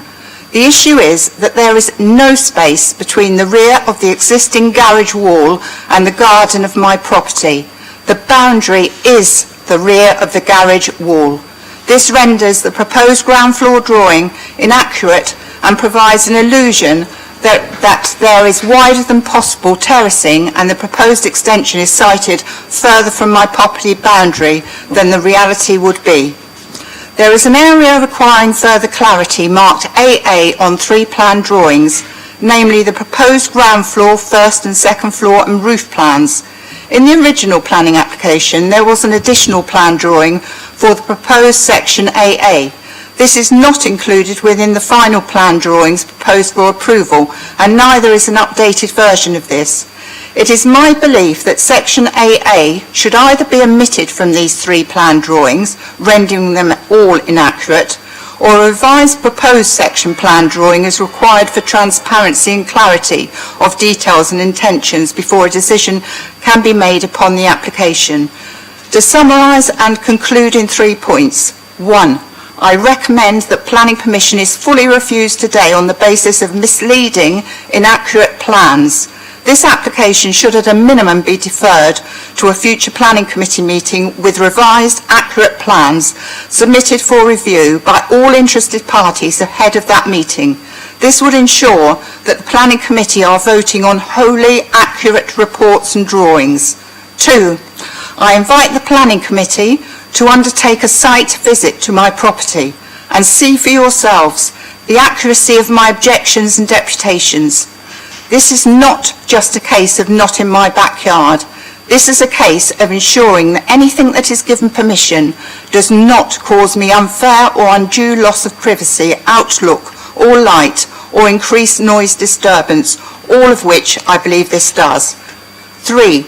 If proceeding today, then 2 additional planning conditions should be imposed to protect my privacy: removal of the north-facing window and rejection of the garage side elevation window extension. Thank you, Chair and Planning Committee, for hearing my deputation. I will now observe your voting on this application and hope that you will take my points raised today into careful consideration as you proceed. Yes, thank you. Before we come to Mr. Fremantle, just some clarification, please, officer. Are the plans correct and accurate or not? Thank you, Chair. Officers have not identified any inaccuracies with the plans. The plans that have been presented today and as referenced in the report show accurately existing and proposed layouts. The section would be through the dormer, the proposed dormer on the north side. I don't have that in the presentation, but no errors have been identified through consultation with the officer. concerned. So I think there is confusion clearly in respect of the concurrent application for lawful development certificate in respect of permitted development rights, which does relate to the detached garage, but that doesn't form part of this planning application. And secondly, I wouldn't normally do this, but I don't want sort of a tennis match between the applicant and the objector. Condition 4, the first floor window of the north elevation shall be glazed with obscure Pilkington level 3, etc., and shall be non-opening other than tilt vent and retained thereafter. Now, is that the same window that Councillor Stubbs has raised with us and that Mrs Woods is talking about? Yes, I believe it is, Chair. This was the closest north-facing window to the deputy. Okay. Ms Fremantle, go ahead. So, firstly, I'd like to thank the committee for hearing our representations today. This is our first experience of a planning application. Has been a steep learning curve so far. So I will try to limit my comments today to the relevant facts and planning law. I'm of course not an expert in this area. I'm actually hoping to respectfully ask the planning committee to support the individual who I do consider to be the expert in this case, the planning officer, who has been able to assess this application objectively. So I'd like to first refute the allegations made against us, the motive of our planning application. I'd like to expressly state that it is our intention with this planning application is to make improvements to our home and our growing family. Our home has not been renovated in approximately 40 years and is in much need of some internal and external improvements. To give just one example, the upside-down nature of our home means that our 2-year-old son has to frequently go downstairs to play in the garden from the living space upstairs where his toys are located. This is, amongst other things, means the home is not fit for purpose for our family. In the design submitted, we have tried to utilise the existing extension and incorporate more into the living space. We do not intend to make our family home with 2 young children into a HMO, and there is absolutely no evidence to suggest that this is our situation. So a similar example of the extension we're seeking today can be seen at number 10 Driftwood Gardens, who have completed a comparable 2-storey extension to the side of the property. In that example, the roof line is actually uniform across the property, which I feel looks visually appealing.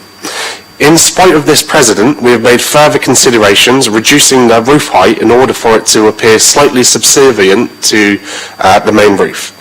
I mentioned other developments only in reference our own application and a precedent... Can I just stop you there, Mr Fremantle? Mrs Wood, would you be kind enough just to lean forward and press the button, because it affects the volume that Mr Fremantle is able to talk to us at. Thank you very much indeed. Would you like me to repeat I think you were speaking loudly enough for people to hear. Okay, thank you. So I mentioned other developments only in reference our own application and a precedent from 2009, Guildford v Secretary of State, in which High Court stated, in the exercise of planning judgment, a relevant consideration may be the local authority's own approach to similar applications in the locality.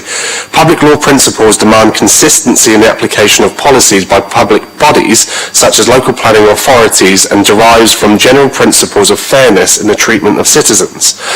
I'm keen not to be drawn into a negative exchange with my neighbour, as I feel it doesn't serve a purpose for the community or the determination of a planning application.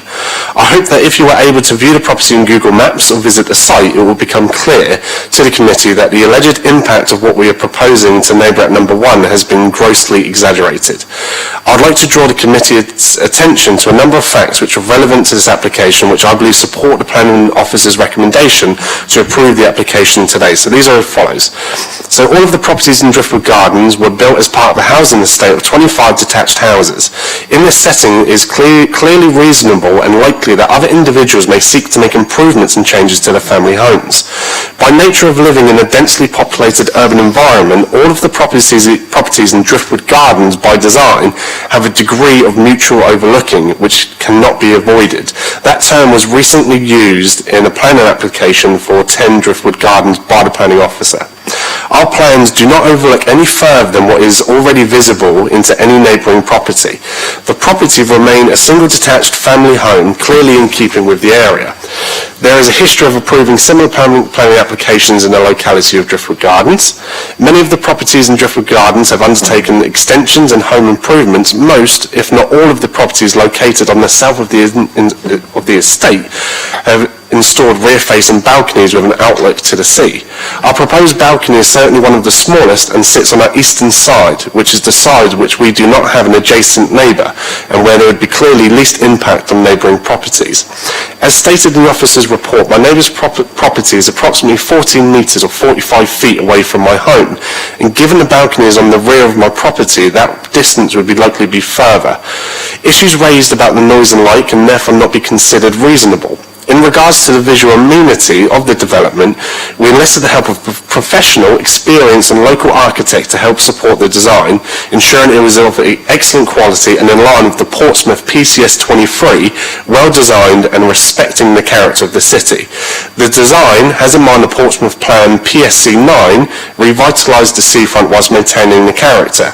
The design is simple and has been chosen with coastal links in mind. The simple white render on the external appearance is sure to stand the test of time and not date like some trends could do, and will be a warm welcome change to the dated 70s faded green tile which we currently have.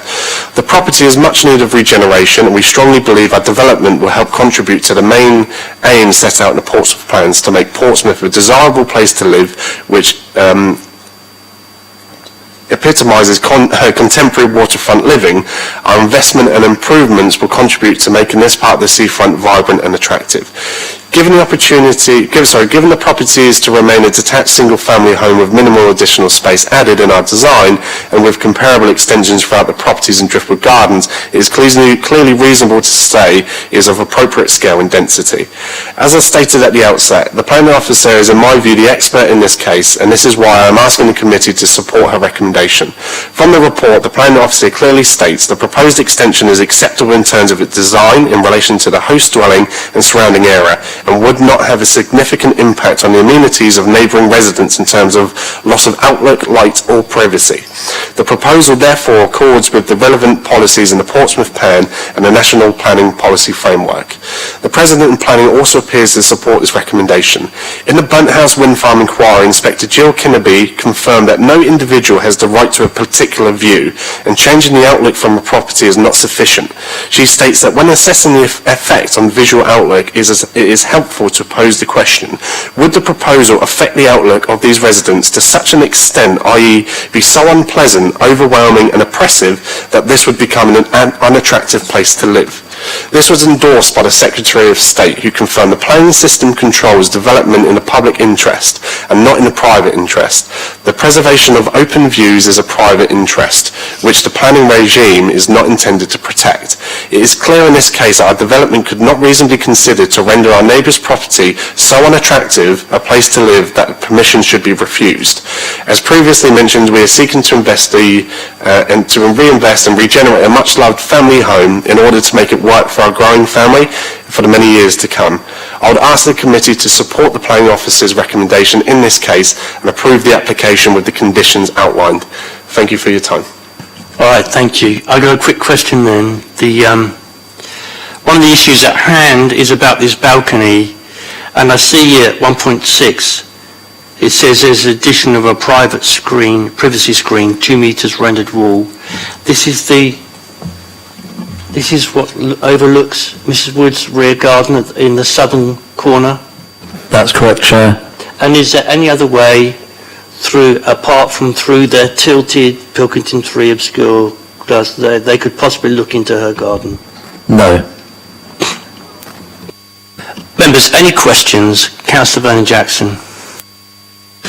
Sorry, I've got 4 questions, if that's all right. First one is, my understanding is that what we try to avoid is piecemeal development, so that if we've got a development, there is a single planning application that covers all of this. Looking at what was shown on screen, there is also potential development coming in with through permitted development rights, which would adding 3 additional windows or French windows and balcony on the second floor. Why is that not, and also the development, the change of use of the garage, if we're trying to get overall planning thing, why is part of a development here as a planning application, but another bit of the development in the same building coming through as permitted development? Because it seems to me there is an issue for discussion about the scale and massing of the entire structure. I've got 3 more questions after that. Yes, to some extent, this is a kind of a choice for the applicant. I mean, if they wanted to apply for everything, the combined proposals, they could, but they have applied for those elements which go beyond what is householder permitted development, and I guess that they're using their right to apply for a certificate of lawfulness for the additional development in the roof, which hasn't been determined yet, but the indications are that it would probably comply with the permitted development order. So yes, the point is noted, but we as officers determine the application before us. But it is the applicant's right to have made the decision that they've taken. Okay, the other question I've got is what's the difference in terms of Pilkington level 3, which is in the recommendation, and Pilkington level 5, which was in Councillor Luke Stubbs's deputation? What's the difference in obscurality? I don't know if that's the correct word. I'm not an expert on Pilkington obscuring, but clearly it would be more obscure. But I think there is a possibility, if members are concerned, to require that there is obscure glazing to the levels suggested in the current officer report to make sure it's fixed to 1.7 metres high, which is another way of dealing with it, rather than the current recommended approach. And thanks for getting to the last bit of my questioning. The condition in the report talks about a tilt, a vent tilt. I'm not sure what that is and how that is. Is it the same or is it different to, again, what Councillor Luke Stubbs said in his deputation about having limits so that it can only be opened at 1.6 metres above floor level? Yeah, I just want to double check with the officer whether or not this window is openable, but if I could bring up the presentation, please. We could show the drawings. Thank you.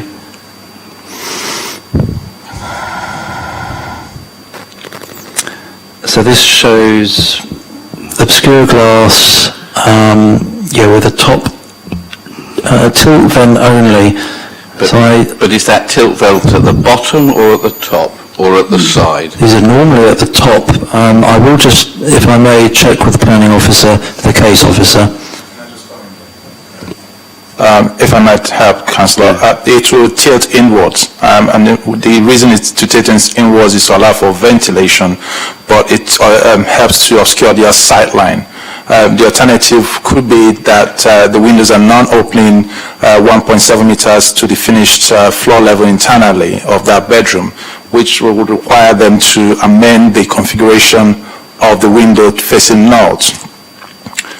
So all the bit of the windows facing north, that is 1.7, will be fixed shut and obscured glazed, and anything above that, and which normally what would normally happen would be clear glazing, maybe to allow for ventilation and to allow for sunlight. Otherwise, 1.7 means that someone will need to stand on a stool internally to be able to look out. Thank you. Okay, and my last question is if there's a recommendation for obscured glass on that window there on the first floor,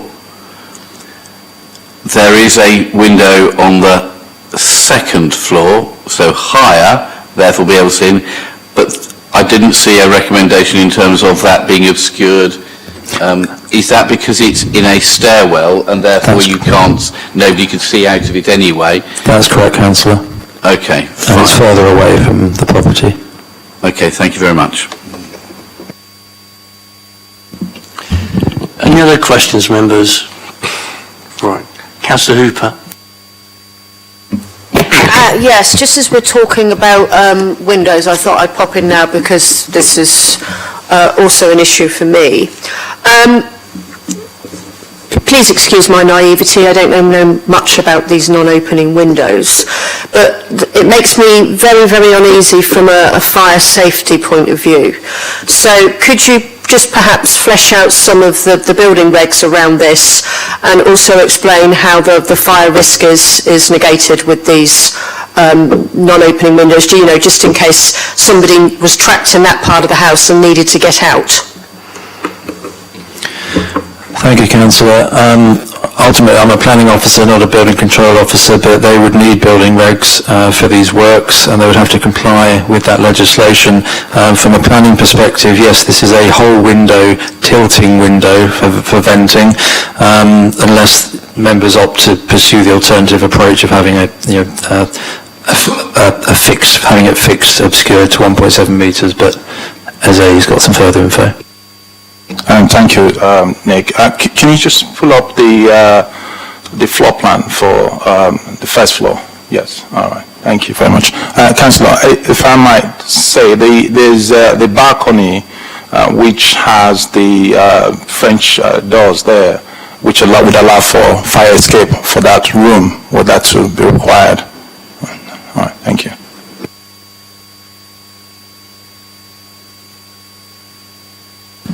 Okay. Is that okay with everybody on questions? Comments then. So I'll start off. My own house, I look straight across into next door's hallway, and I put a sort of arty, sort of Art Deco piece in there to stop, them and us sort of clashing. I can actually see into their bedroom if they leave the door open. I don't look. And of course, I know Councillor Vernon Jackson mentioned in the last meeting how, he overlooks the back of other people's properties. And this is an application where this is plans where the officers and the applicant and the objector, I think, have worked together in order to mitigate any possible overlooking towards next door's house. You've only got to look at the bird's eye plan to see that with a fixed tilting inwards window with obscure glazing in it, there's no way they could look up at Mrs. Wood's home. And I think that they've done everything they can. They've agreed to do the 2-metre high panel to stop looking over into next door's garden. So I don't see what much more can be done. So I'm going to move the report with all the conditions attached, and if somebody wants to add another condition which ups the ante on the glass, happy to incorporate that, Councillor Vernon Jackson.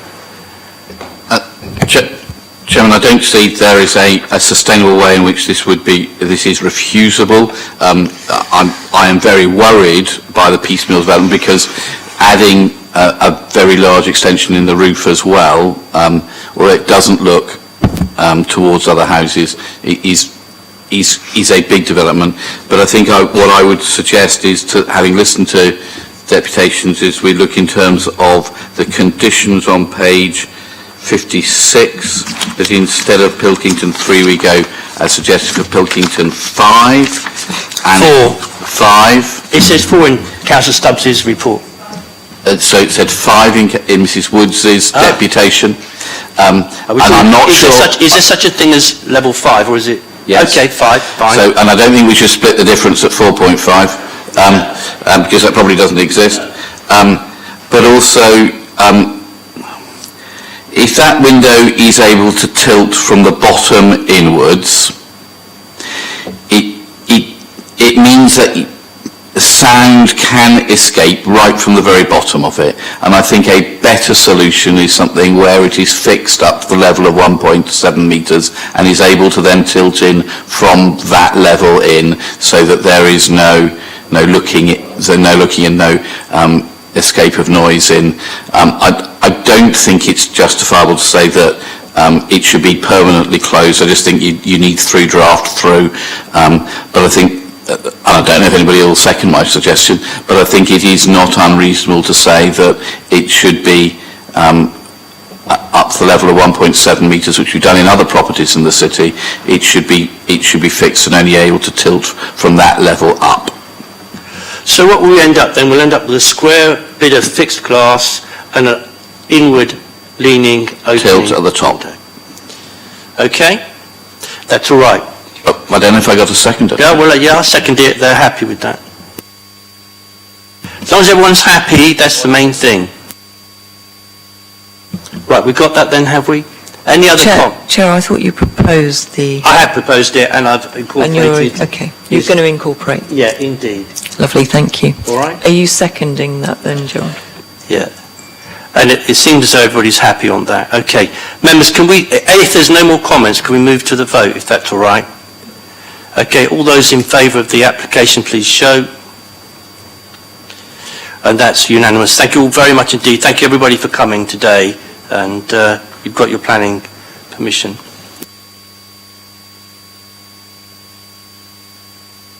Chair, I'm conscious that the next application there are no deputies, but for the one after there is somebody wanting to come and talk to us. I wonder if we could vary the order of business out of courtesy to the person who sat through the rest of the meeting. That's Councillor Daniel Weems. Well, we should Well, have you see, by keeping him here sat here, he's learning all the time. He learns fast. Yeah, it's a very good experience. Yeah. Yeah, indeed. He's happy to stay, I take it. Let's hear this. But thank you, Councillor Vernon Jackson. I think we'll stick with the running order because they've got it on their machines, and if we move it, it mucks their machines up, and they, like me, get befuddled. Chair, we've got two more applications. I wonder if we might have a 3-minute comfort break. Yeah, sure, of course you can. No problem, if that's what members want to do. Okay. I've never smoked in my life, Councillor. I gave up when I left school. So let's be back at 2:45 sharp, okay?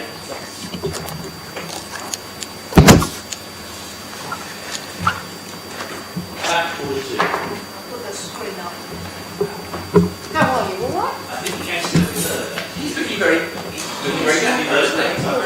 Members, we can all still be heard, by the way. Sorry, Rob. I do have a natural one. It's too hot to be dressed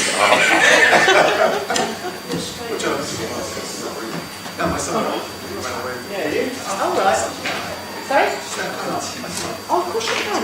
I've got some photos for you, actually. I've got a video for you. Let me just send this. I'm just slagging off Matt Chapman. Horrible racing commentator. He moved over from Sky and they're now running on ITV. He's the kind of bloke, when he sort of shouts at people, he doesn't let them answer the question before he moves on to his videos. The guy looks like he works on the second-hand car. He's got the slick back hair.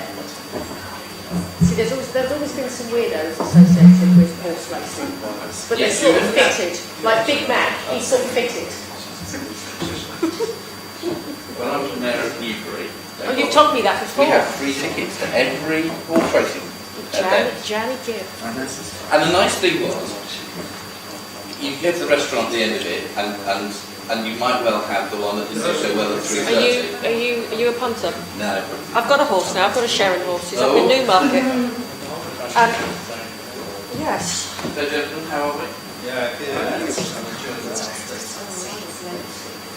It might stop.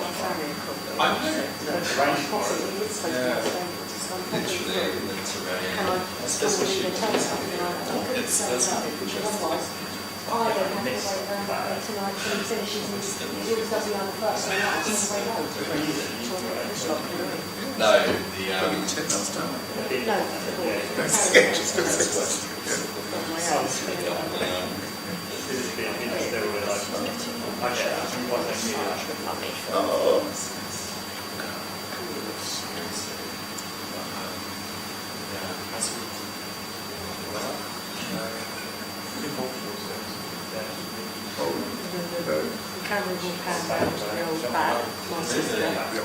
She's in.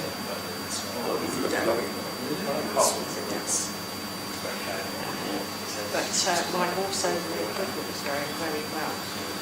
So this is, we get him up a bit of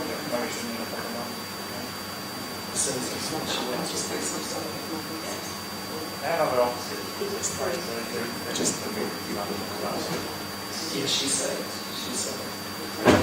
that reporting her analysis to get a promotion, they continue by should get a job.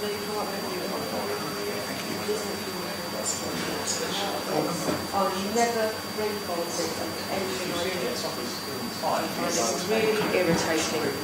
I find it really irritating people don't. Oh, I know. So this guy, he massage here, and he has a massage for 2 minutes. So he did really well to that point. I didn't get to see half as much as No. I don't laugh, so I feel real comfortable. I'm going to show you some animals. Really cheering up.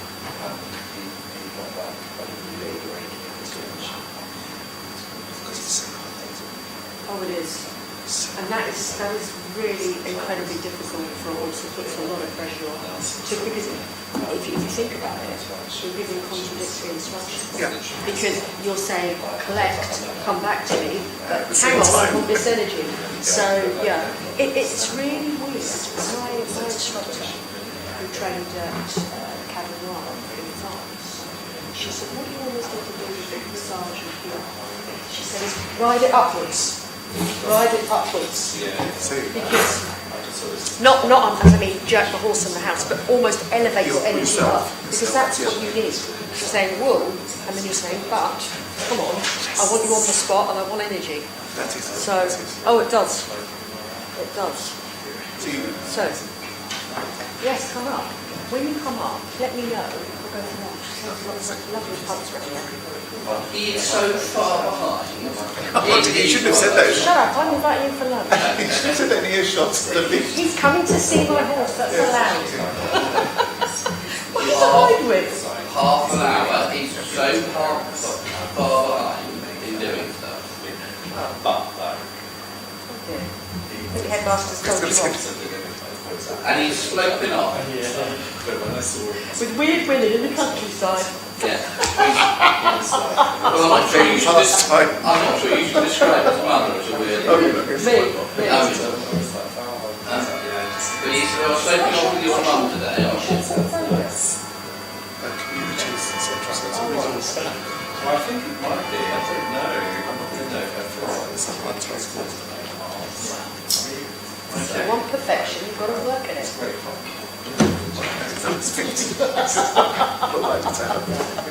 That's fascinating still, that's I'm just trying to imagine. What did you, when you were riding, what driving did you do? Oh, yeah, it was something I was out, so just a bit of jumping. It is, it's one of the... I was going to say I didn't know because on the news side, I mean, some of the videos on this video.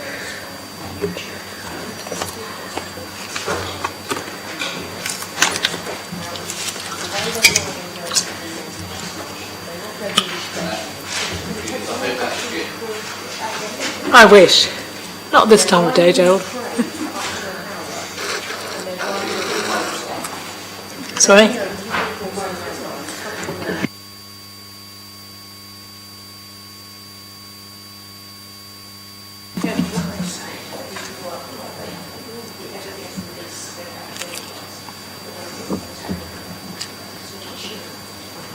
Okay, Anna?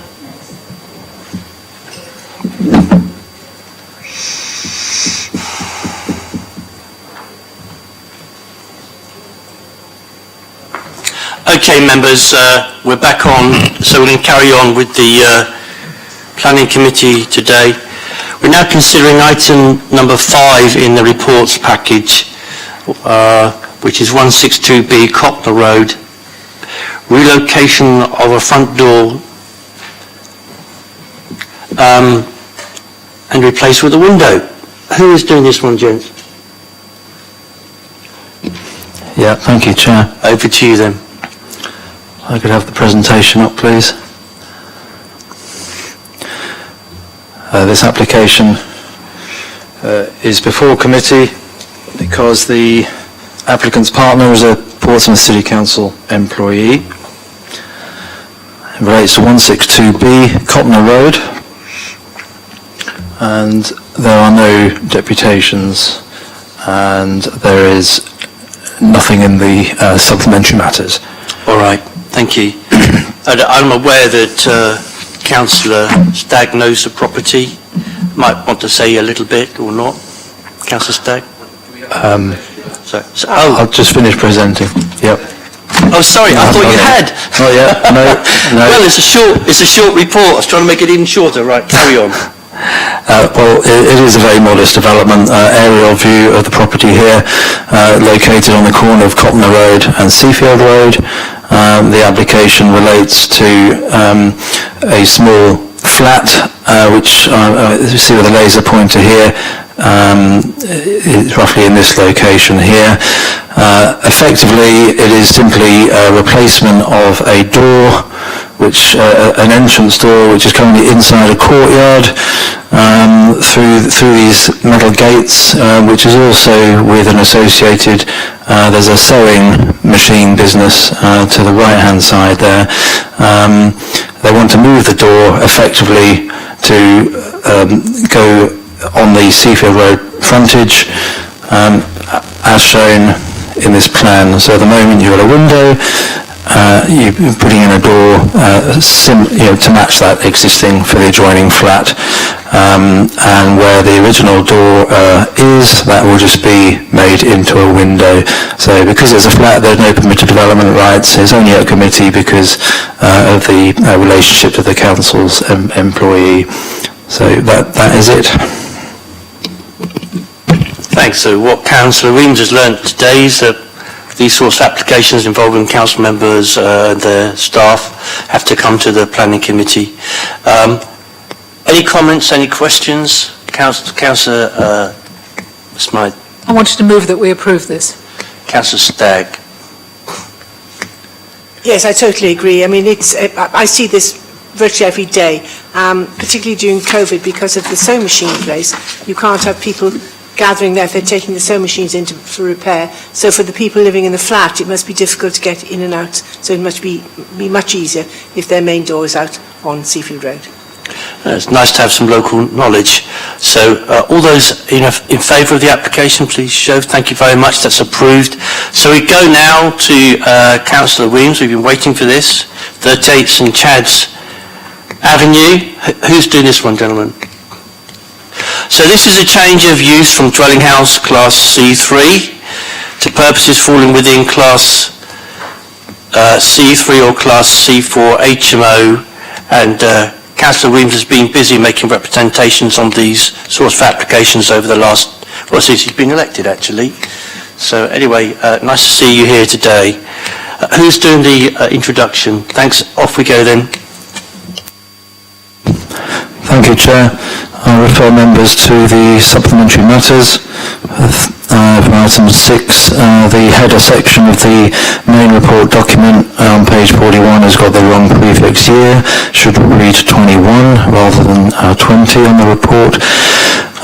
Under paragraph 5.27, there's some erroneous text, and the first sentence should read, whilst it's acknowledged there are ongoing issues around nitrification of the solent due to increased levels of runoff from residential development, the property would be used for flexible C3, C4 use, and then the wording carries on as per the main report. The officer recommendation is unchanged. So 38 St Chad's Avenue. This is a mid-terrace, Victorian terrace property, shown outlined in red on this plan. It's currently a 3-bedroom C3 dwelling house. It did have an original rear projection of which provided space for a kitchen, similar to most of the other properties along this part of Chads Avenue. And the application is to amend this so it becomes a 5-bedroom HMO under Class C4 and have an interchangeable permission between C3 and C4. So at the ground level, you've got 2 bedrooms with en-suites, an extended kitchen. I'll tell you about the extensions in a minute. On the next floor up, you've got 2 more bedrooms, each with en-suites, and then a larger bedroom, which would be in the roof slope, also with an en-suite.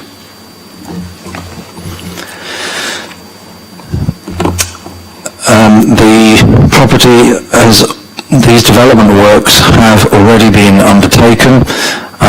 The case officer had been on site and has measured these and confirmed that they are, and they have been built under permitted development rights. So that includes the roof dormer, shown here. There was a planning application put in for prior approval for part of the ground floor extensions. If I go to the photograph, this element on the left-hand side was subject to a prior approval application which was granted. But this element here, the deeper part of the extension, that is 3 meters deep beyond the original rear projection of the property. So that was permitted development, and the case officer has been on site, measured up, and they've been confirmed as permitted development. So with these developments in place, this forms the basis of the proposed change of use to allow HMO use as part of this submission, and there's an additional photograph there of the extension. So the recommendation is to approve, subject to the conditions set out in the report. Thank you. Councillor Weems, over to you then. Thank you, Chair. I'm basically just going to read my deputation according to what residents have sent me. So a number of residents have raised their objections in respect of the above planning application at St Chads Avenue. Residents have contacted me as well as ward colleagues with concerns about the additional pressure that will be placed upon parking in this road as a consequence of this development. I understand that there are a significant number of residents have objected to the proposal as well as concerns raised by the Portsmouth North MP. I very much appreciate that there is a need for flexible living and development within the city, and I would always argue for development that offers good quality, affordable living, not only for families but mixed households. However, this needs to be balanced and considered in context with significant pressures on parking being experienced by residents in the ward and the city in general. I'm aware that Highways have been invited to comment and have done so, and I also understand that from the report produced by Highways, they do not consider a need for a full traffic impact assessment, primarily because of the view that parking could be accommodated either through off-road parking associated with the development or via on-street parking. The local plan for the city currently allocates 2 parking spaces to developments of this type. However, I would suggest that as this is unlikely to be sufficient. I have lived at HMOs, and each time there have been more than 3 cars, with some cases being even higher. I'm not against HMOs if they are situated in areas of need, but I do not see this need in St Chads Avenue. Residents' concerns are well founded in respect of parking as well as waste and other such issues such as antisocial behaviour, and they do need to be considered as presently there have been an explosion in the ward due to the size of the properties on offer. Many landlords are seeing this as an area as a cheap way to make money at the expense of families and elderly residents. I hope that the Planning Committee listens to these concerns. Indeed, I can assure you we do. Members, any questions? Councillor Vernon Jackson. Chair, I understand there's a deputation, another deputation which is written, which I, for the record, probably needs to be read out. Yeah, could you read it out? Thank you for that, Gerald. Thank you, Chair. This is a deputation from the applicant, Mr van der Burg. When we first investigated and researched the need for co-living and HMO properties, it became clear there is a real need for this type of accommodation across many parts of the south, including the north end area of the city of Portsmouth. There is evidence to show many people no longer want to rent individual studios or one-bed flats for the reasons of both cost and the social aspect of living. The type of accommodation proposed is fully inclusive of all costs, all bills, council tax, high-speed broadband, etc. included, so the tenants have a fixed cost each month, which allows easier budgeting for them, as well as in many cases more disposable income. All rooms have ensuite shower. All bath facilities are well equipped and furnished and decorated to a high standard, so the tenants are comfortable spending time in their own rooms or equally socialising with their co-tenants in the ground floor communal spaces, which are also well equipped and furnished to provide kitchen, dining and seating zones, all designed to encourage and promote a social living environment for the tenants.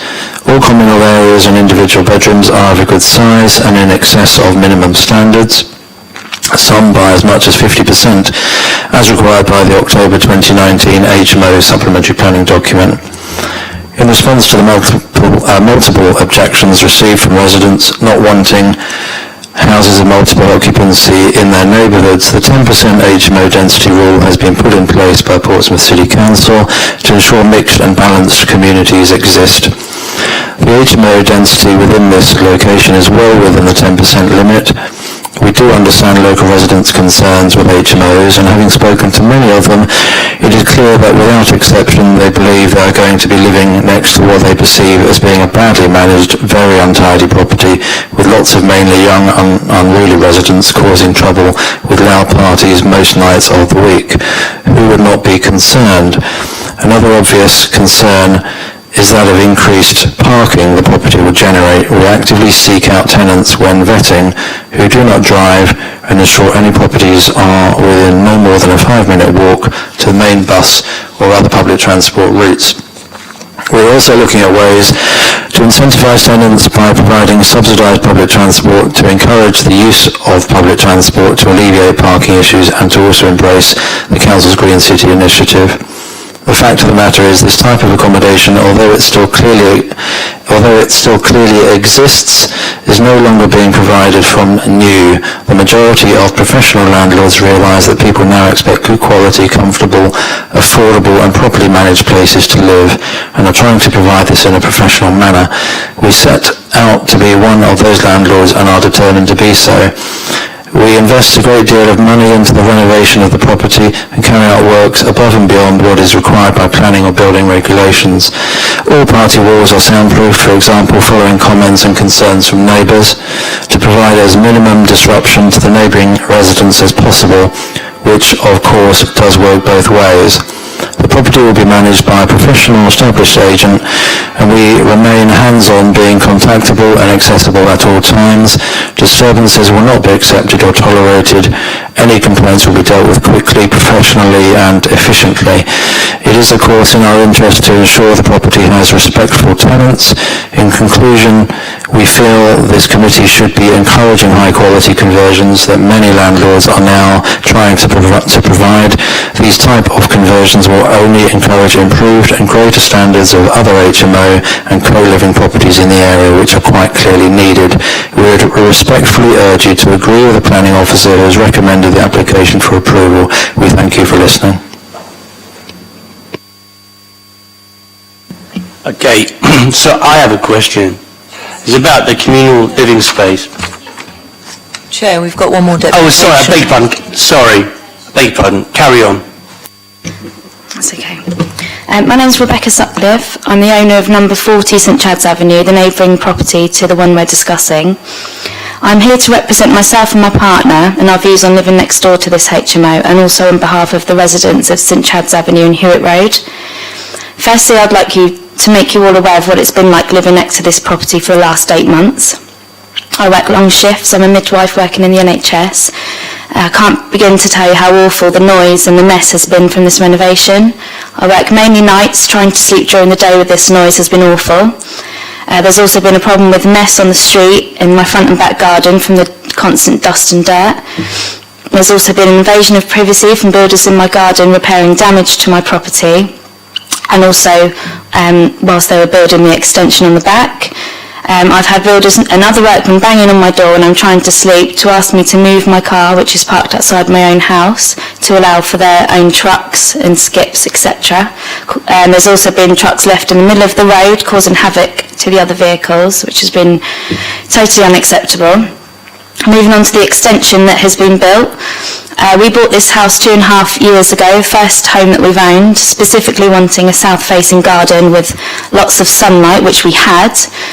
Has now been majorly affected with the enormous extension that has been built. It's blocked this afternoon sun into the garden and significantly reduced the sunlight into my kitchen. I now have to look out my kitchen window at the ugly red brick building that was just shown alongside the shoddy repair work that was made to my garden wall when that was damaged when this was being built. I sincerely hope it's not going to be left like that. Moving on to our future concerns, as you're aware, there were 32 resident objections to this planning application. There were others who objected that weren't able to submit their comments online, so I'll speak for them. The main theme, as has already been discussed, is the parking. It's notoriously bad in our area, which was echoed in the letter that Penny Morden added in May of this year. So looking at the report that's been published, it says there's no difference in requirement of off-road parking spaces between a dwelling house and a C4 HMO. And I also recognise that storage for bikes has been included as required by the Council's adopted parking standards for HMO of this size. I would like some reassurance that the property's residents will comply with these requirements. How do I know that not all 5 of these residents will not have their own car? Can this be agreed to be part of the tenancy agreement? We as residents are extremely concerned about this. The extra vans on the road have had a huge impact on our parking during the reservation. We don't want these parking pressures to become even worse. I came home from a day shift last Thursday at 8:30 p.m. and there was nowhere to park. I actually had to park in a local car park, which is unacceptable. It's a common occurrence for people to park on the corners of the road and double yellow lines. And there's a lot of ambulance that's come down our road, I think possibly due to the doctor's surgery at the end of our road. And I've seen for myself the difficulty that they sometimes have passing through this road. I also wanted to discuss the impact on our living conditions, noise pollution that could be possible. It did say in the report that noise complaints from HMO properties is 9% compared with 1% from non-HMOs, which is a significant difference. I know there's been problems in neighbouring roads in the Hillsey area, reported in local news with crime and drug use.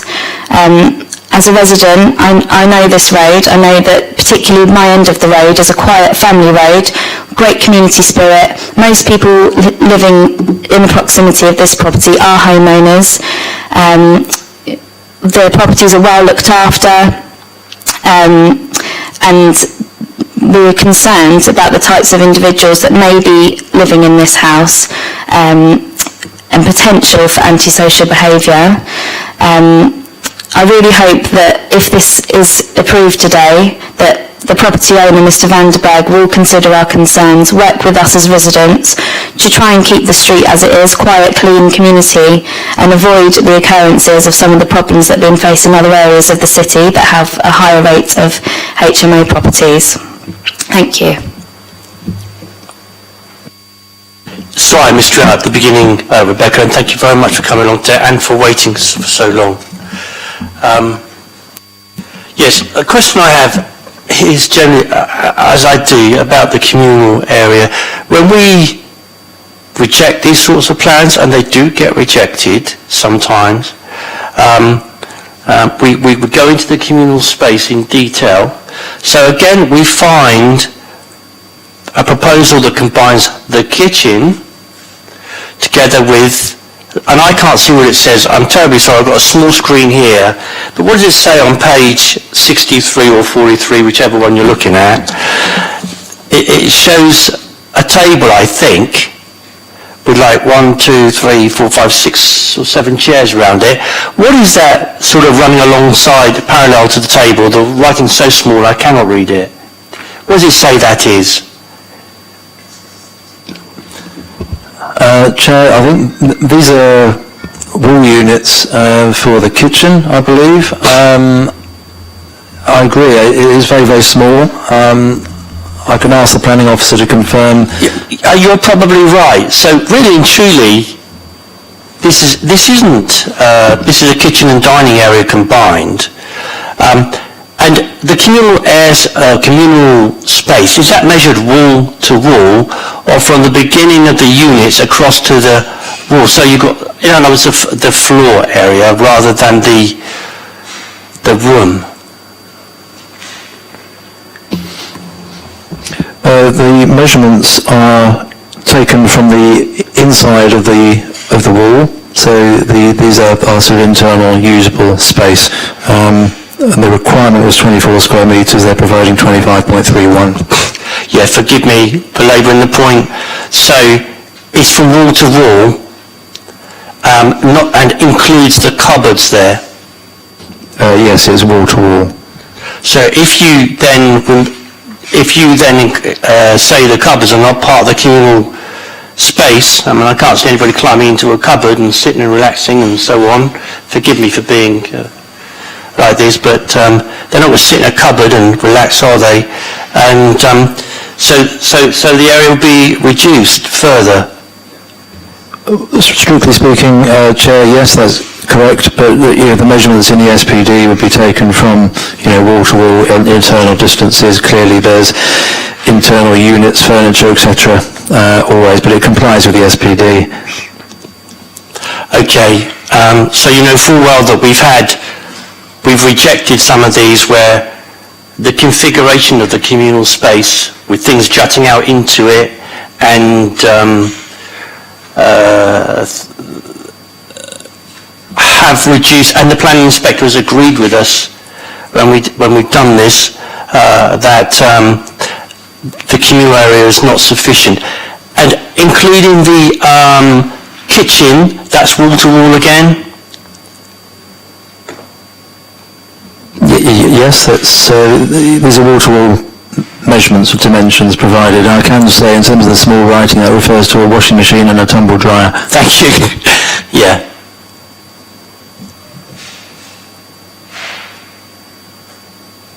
Oh, washing machine and tumble dryer under the cooking elements? Sorry? Cookers at the other end, in the really far extension. That's correct, in the extension. So what are these little circles on top of the washing machine and the tumble dryer at the bottom end next door to one of the ensuite bedrooms. I can point out with a laser pointer. right, down there. So you've got the tumble dryer and the washing machine right by somebody's bedroom. So it's not a communal space really, is it? It's not really a communal space. Not in my books, and I don't know what other members are going to say. This is the kitchen. Okay. There's no communal space in this place as far as I can make out. Members, sorry Rebecca, we can't come back. Councillor Vernon Jackson. First of all, is it possible to look at the picture of the rear of the property about how much of the garden is left with the extensions in it? Just to have an idea of how close does that get to the rear boundary wall or the rear boundary of the property?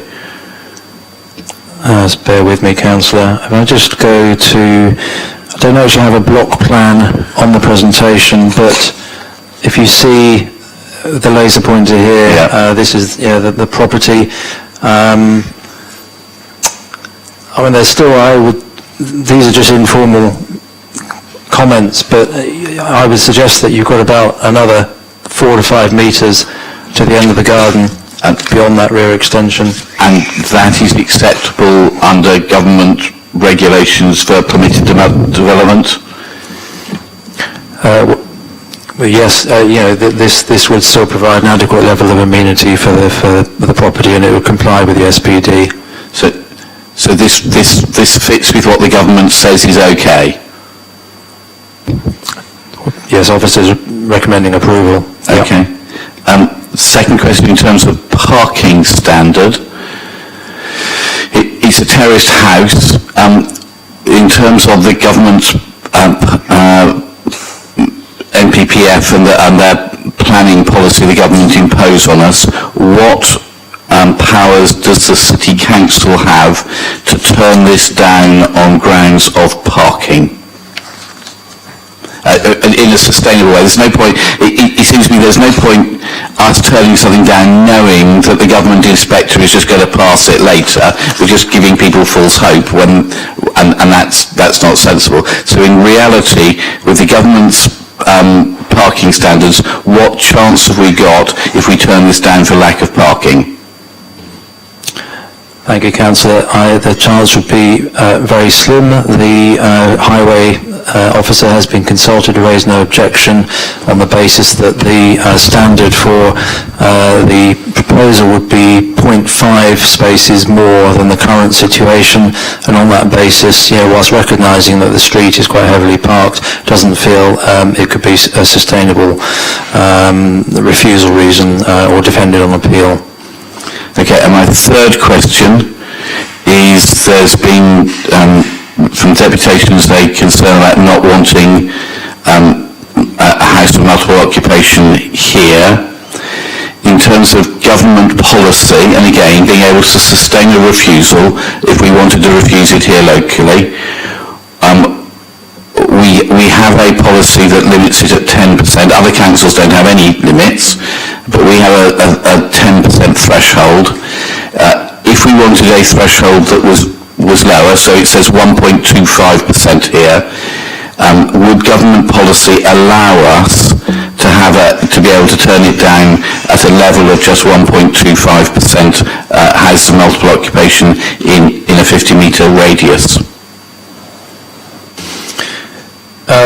Well, Councillor, we obviously determine the application against the development plan and the supplementary planning documents that we've adopted that go with that. That is obviously against the guidance in the MPPF, but I think without question, given that this proposal falls well within the adopted SPD standards, it would be very difficult to defend that on appeal. But we've got our standards because of what we can persuade the government inspectors to accept.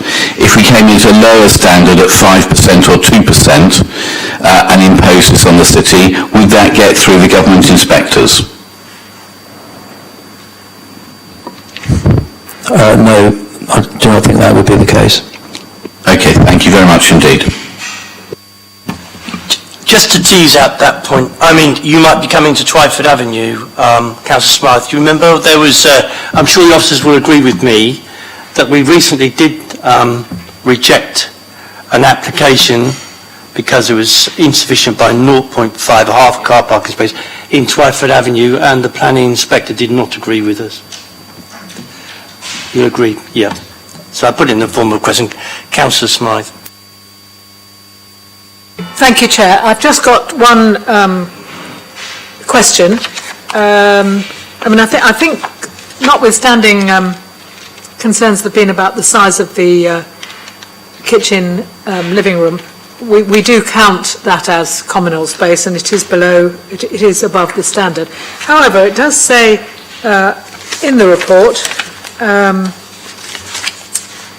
on page 4666 that bedroom 5 is potentially a double room, which would mean 6 people.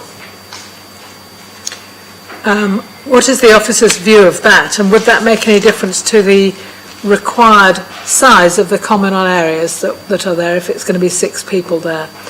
And of course, yeah. That would still fall within the definition of C4. So it would still not be dissimilar to the number of people that could occupy under C3 in any event. Yes, I understand that. So that's presumably why they've shown 6 chairs there. But thank you for that clarification. Councillor Stagg. Thank you, Chair. Can I ask, on what basis the 1.5 cars for a 3-bedroom house and 2 for a 4-bedroom house is based? Is it based on the availability of parking spaces, the amount of land that's available, or is it just this a number just plucked out of the air? The reason I ask this is because at the moment Portsmouth is past saturation point for parking. We have on average 1.3 cars registered to each household in the city. If you take that, if you include commercial vehicles, that goes up to 1.5. Now, for the majority of houses in the city, there is only room for one car, one vehicle outside each house, unless you have off-road parking. So we're past saturation point. So adding an extra 1.5 vehicles is just mad, in my opinion. But is there any basis for that number of vehicles? Thank you, Councillor. The applicants didn't provide a parking survey in support of the application, but the highway officer has been consulted, and there's effectively, for a existing three-bed dwelling, the requirement would be 1.5 spaces. Obviously, this is on the street like the rest of the properties along there. The standard applicable for the HMO is for 4+ bedrooms, so potentially larger, and that increases it to 2. So it's a net shortfall of 0.5. But that's not answering my question. What I want to know is who has decided this 1.5 or 2, and what is it based on? Because if it's based on availability of parking spaces, that is impossible in Portsmouth. So I just want to know where that amount is coming from. Who's decided on it? What wonderful individual has decided on it? Well, the parking standards are adopted standards. Clearly that's gone through its own process of consultation and approval. As with all, it's not dissimilar to other parking standards across many local authorities. So I wasn't involved in the details behind its adoption, but it does carry weight in the determination of this application. So basically it's mad because it's not based on availability of parking spaces. I'm not accusing you, I'm just... If I could help Councillor, yes. It's part of the local plan that was adopted by the City Council with the advice of traffic officers in relation to the traffic part of the local plan. Well, I think that needs to be revised. About to look at it again. Gents, sorry, Councillor Hooper. Sorry, I just want to be a little more, as we're talking about this 1.5, this may sound a bit anal, but I'm really confused. 1.5, what's that, a Volvo in a smart car? Because you don't have 0.5 of a car, do you? You have to round it up. I'm really confused about that figure, 1.5, 0.5. Where does that come from? Councillor, I understand where you're coming from. I mean, obviously these are multipliers. So for the purposes of new build housing estates, you'd sort of multiply 1.5 per number of dwellings or number of three-bed dwellings being provided. For an existing property, yes, I appreciate there's no such thing as 1.5 car, but it's a judgment ultimately that officers will take. Looking at the standard, there's a modest shortfall from what is required for the HMO against that standard. Yes, it doesn't equate to half a car, but ultimately it feeds into the determination that we make as officers and the highway officer as well, and he's advised that in view of that modest shortfall, the development, he couldn't stand in the way or defend it on appeal. Councillor Smythe. I just wanted to ask a question. The building work has completed her now. I've got every sympathy with yourself about the noise of building work. We've got it going on next door at the moment, but it does come to an end. So, but I have every sympathy with that. But while development's going on, it is always very hard. Has it finished the work? Thanks, Councillor. The officer's site visit was earlier this year, and the photographs there too. So I'm not able to confirm that, but it might be. I would expect them to be coming to completion by now. That's all I can say. Yeah, it was substantially completed based on these photographs.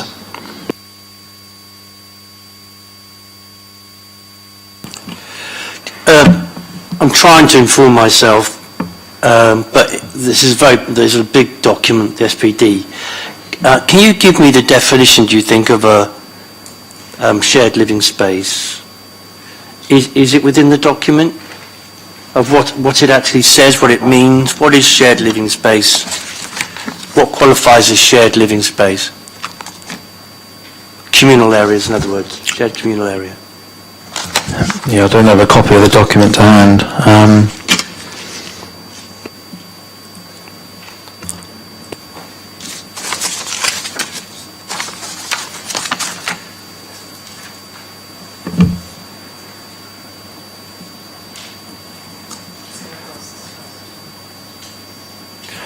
I would like to know.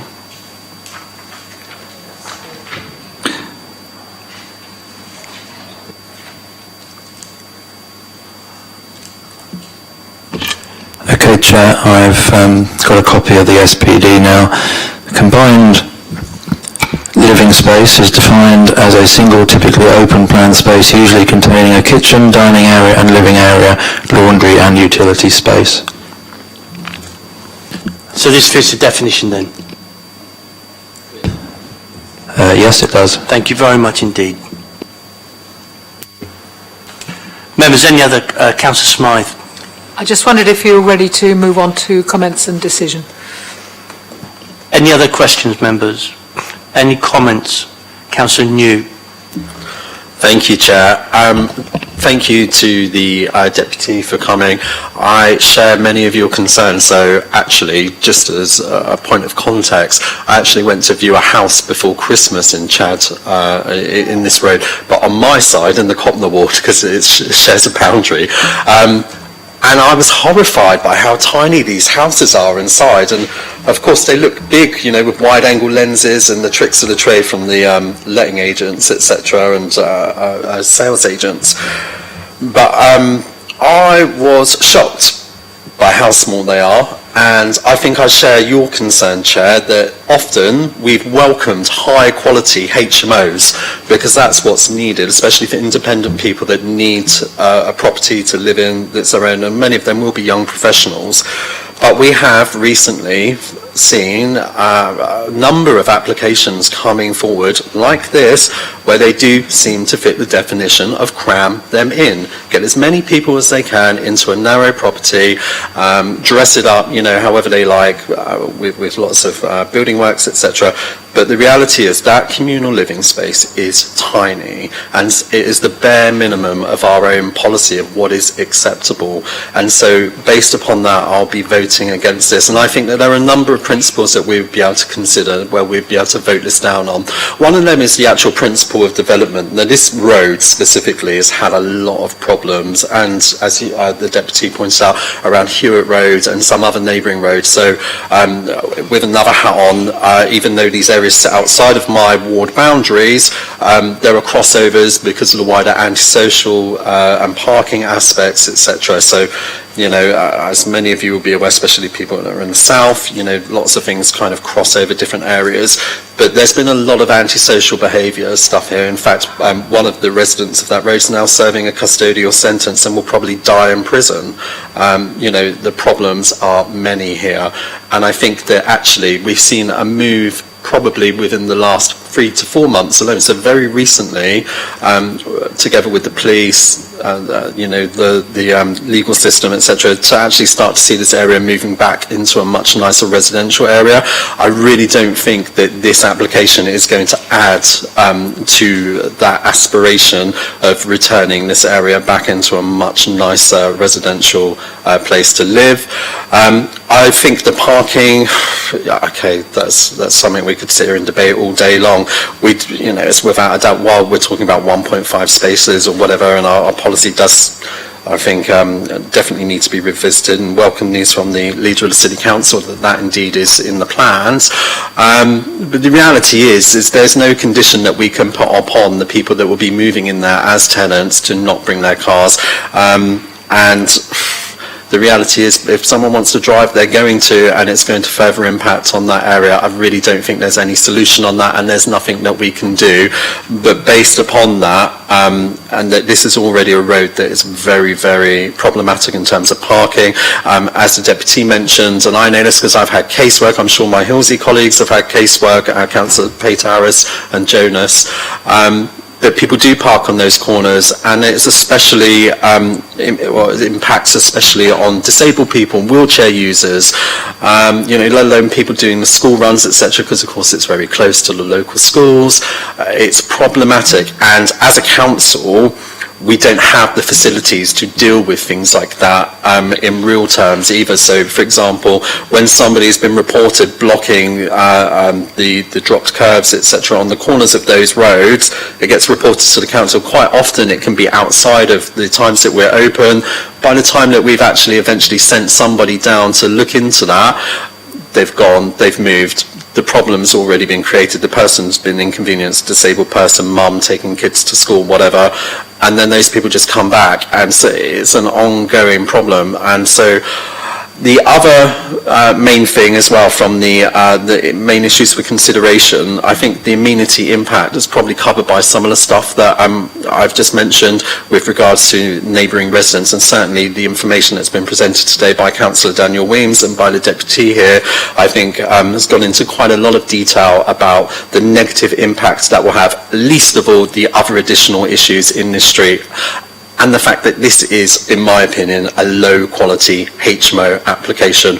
As I said earlier, we always welcome high-quality ones. And actually, I think through the work chaired by yourself, I would like to just say, I think that a lot of landlords and developers have actually sat up and said, OK, we need to be compliant because we've got a tough chair, planning committee, and actually we want to do good by the people that we're putting into our developments. This does not seem to be the case here, so I'll be voting against this application.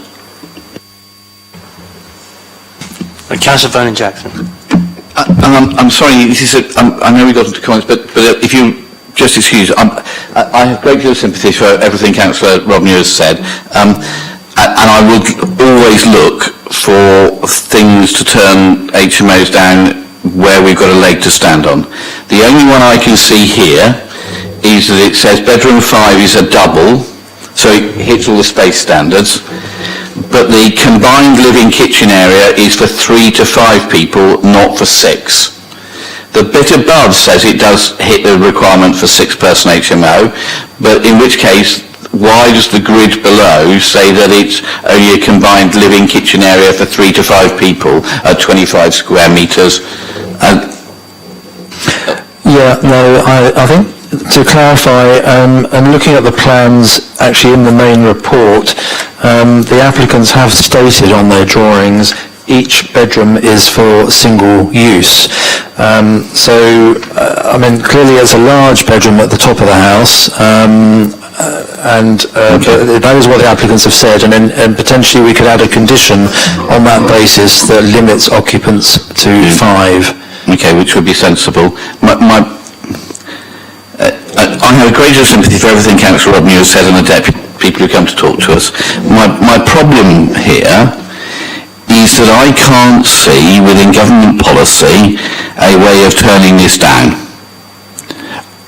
which is going to be sustained when it gets to appeal.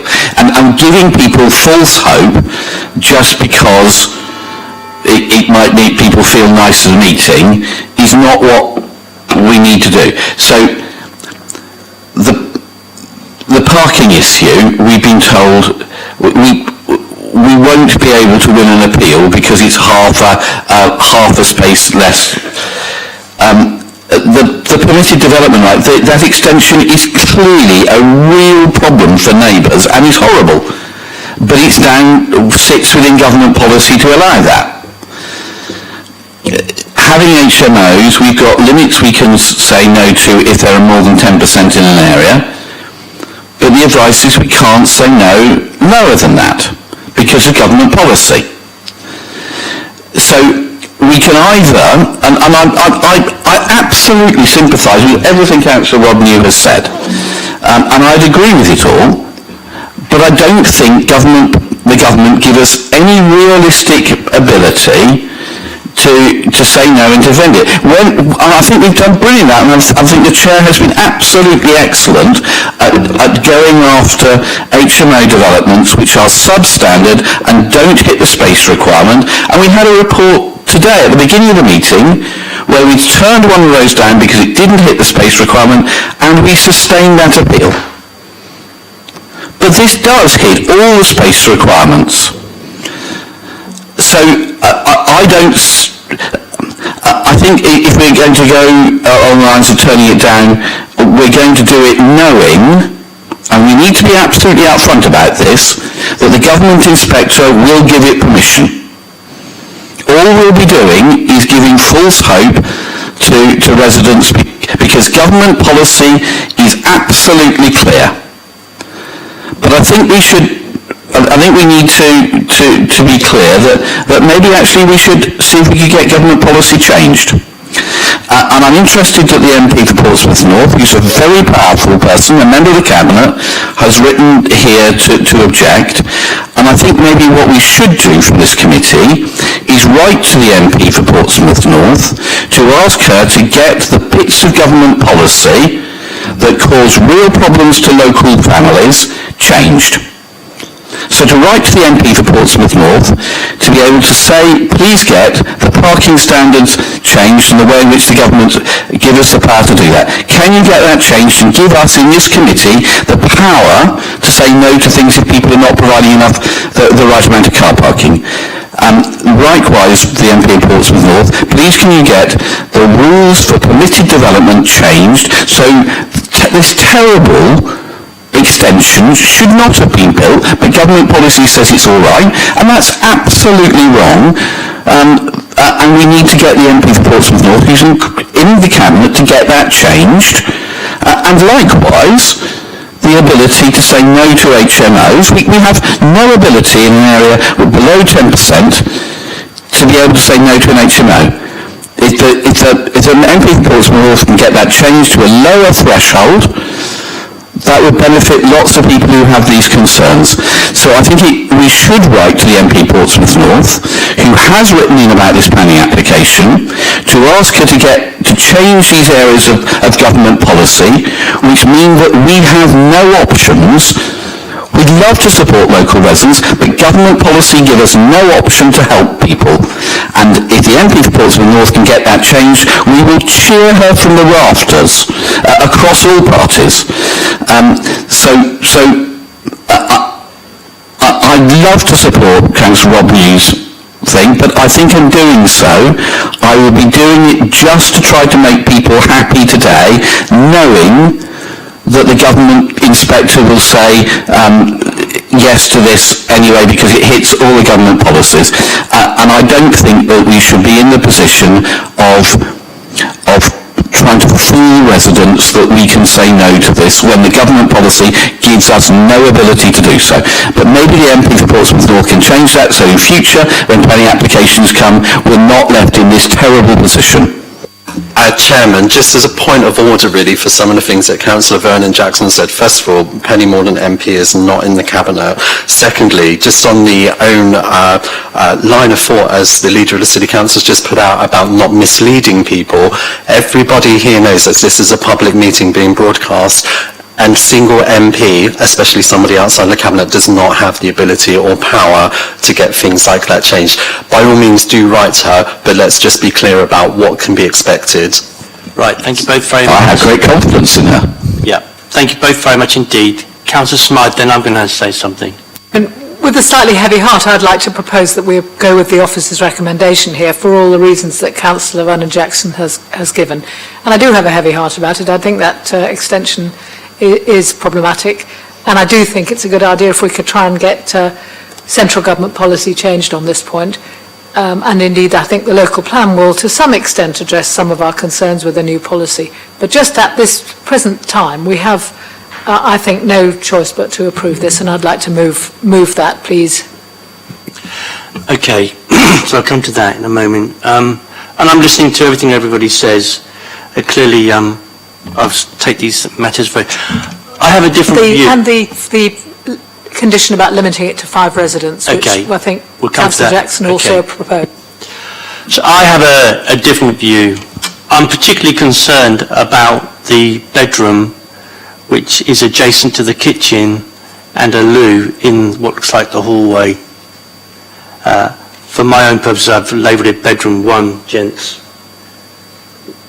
Can you see it? Just by... So I don't know what the walls will be made of. They'll probably be stud walls. But but that's right by the kitchen area. It's got tumble dryer and whatnot in that communal area, we're told. We've got maybe 6 people sat down to dinner or something. And these are going to be shift workers going in and out probably, or whatever. So my argument is that in relation to that bedroom, that this is an overdevelopment of the property, and that would have an adverse impact on the enjoyment of living there, the residential amenities for people living in the property.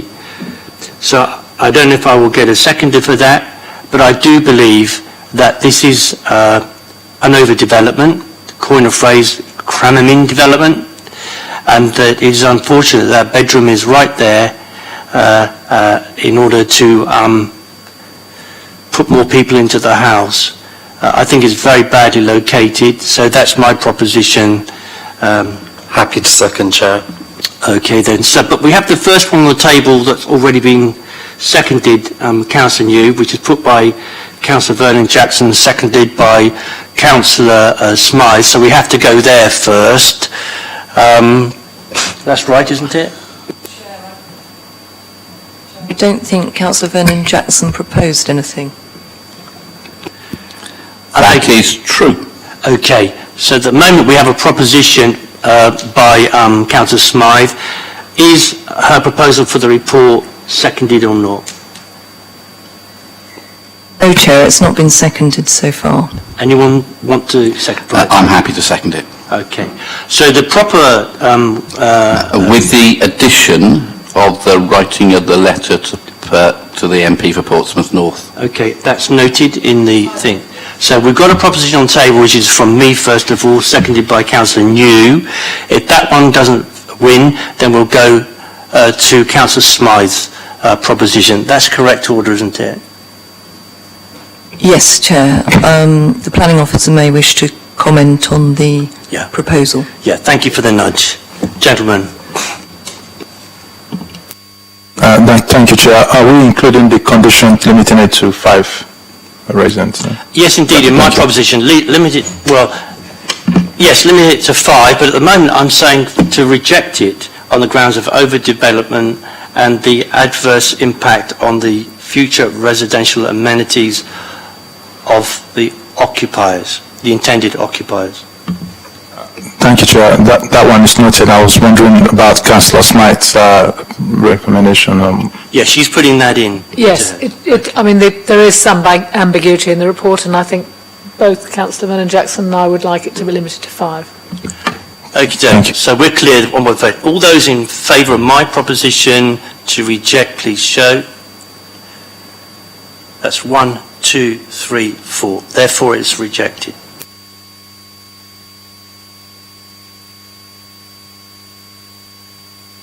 I think that's the end of the meeting, everybody. Thank you all very much indeed for coming along. Thank you, Chair.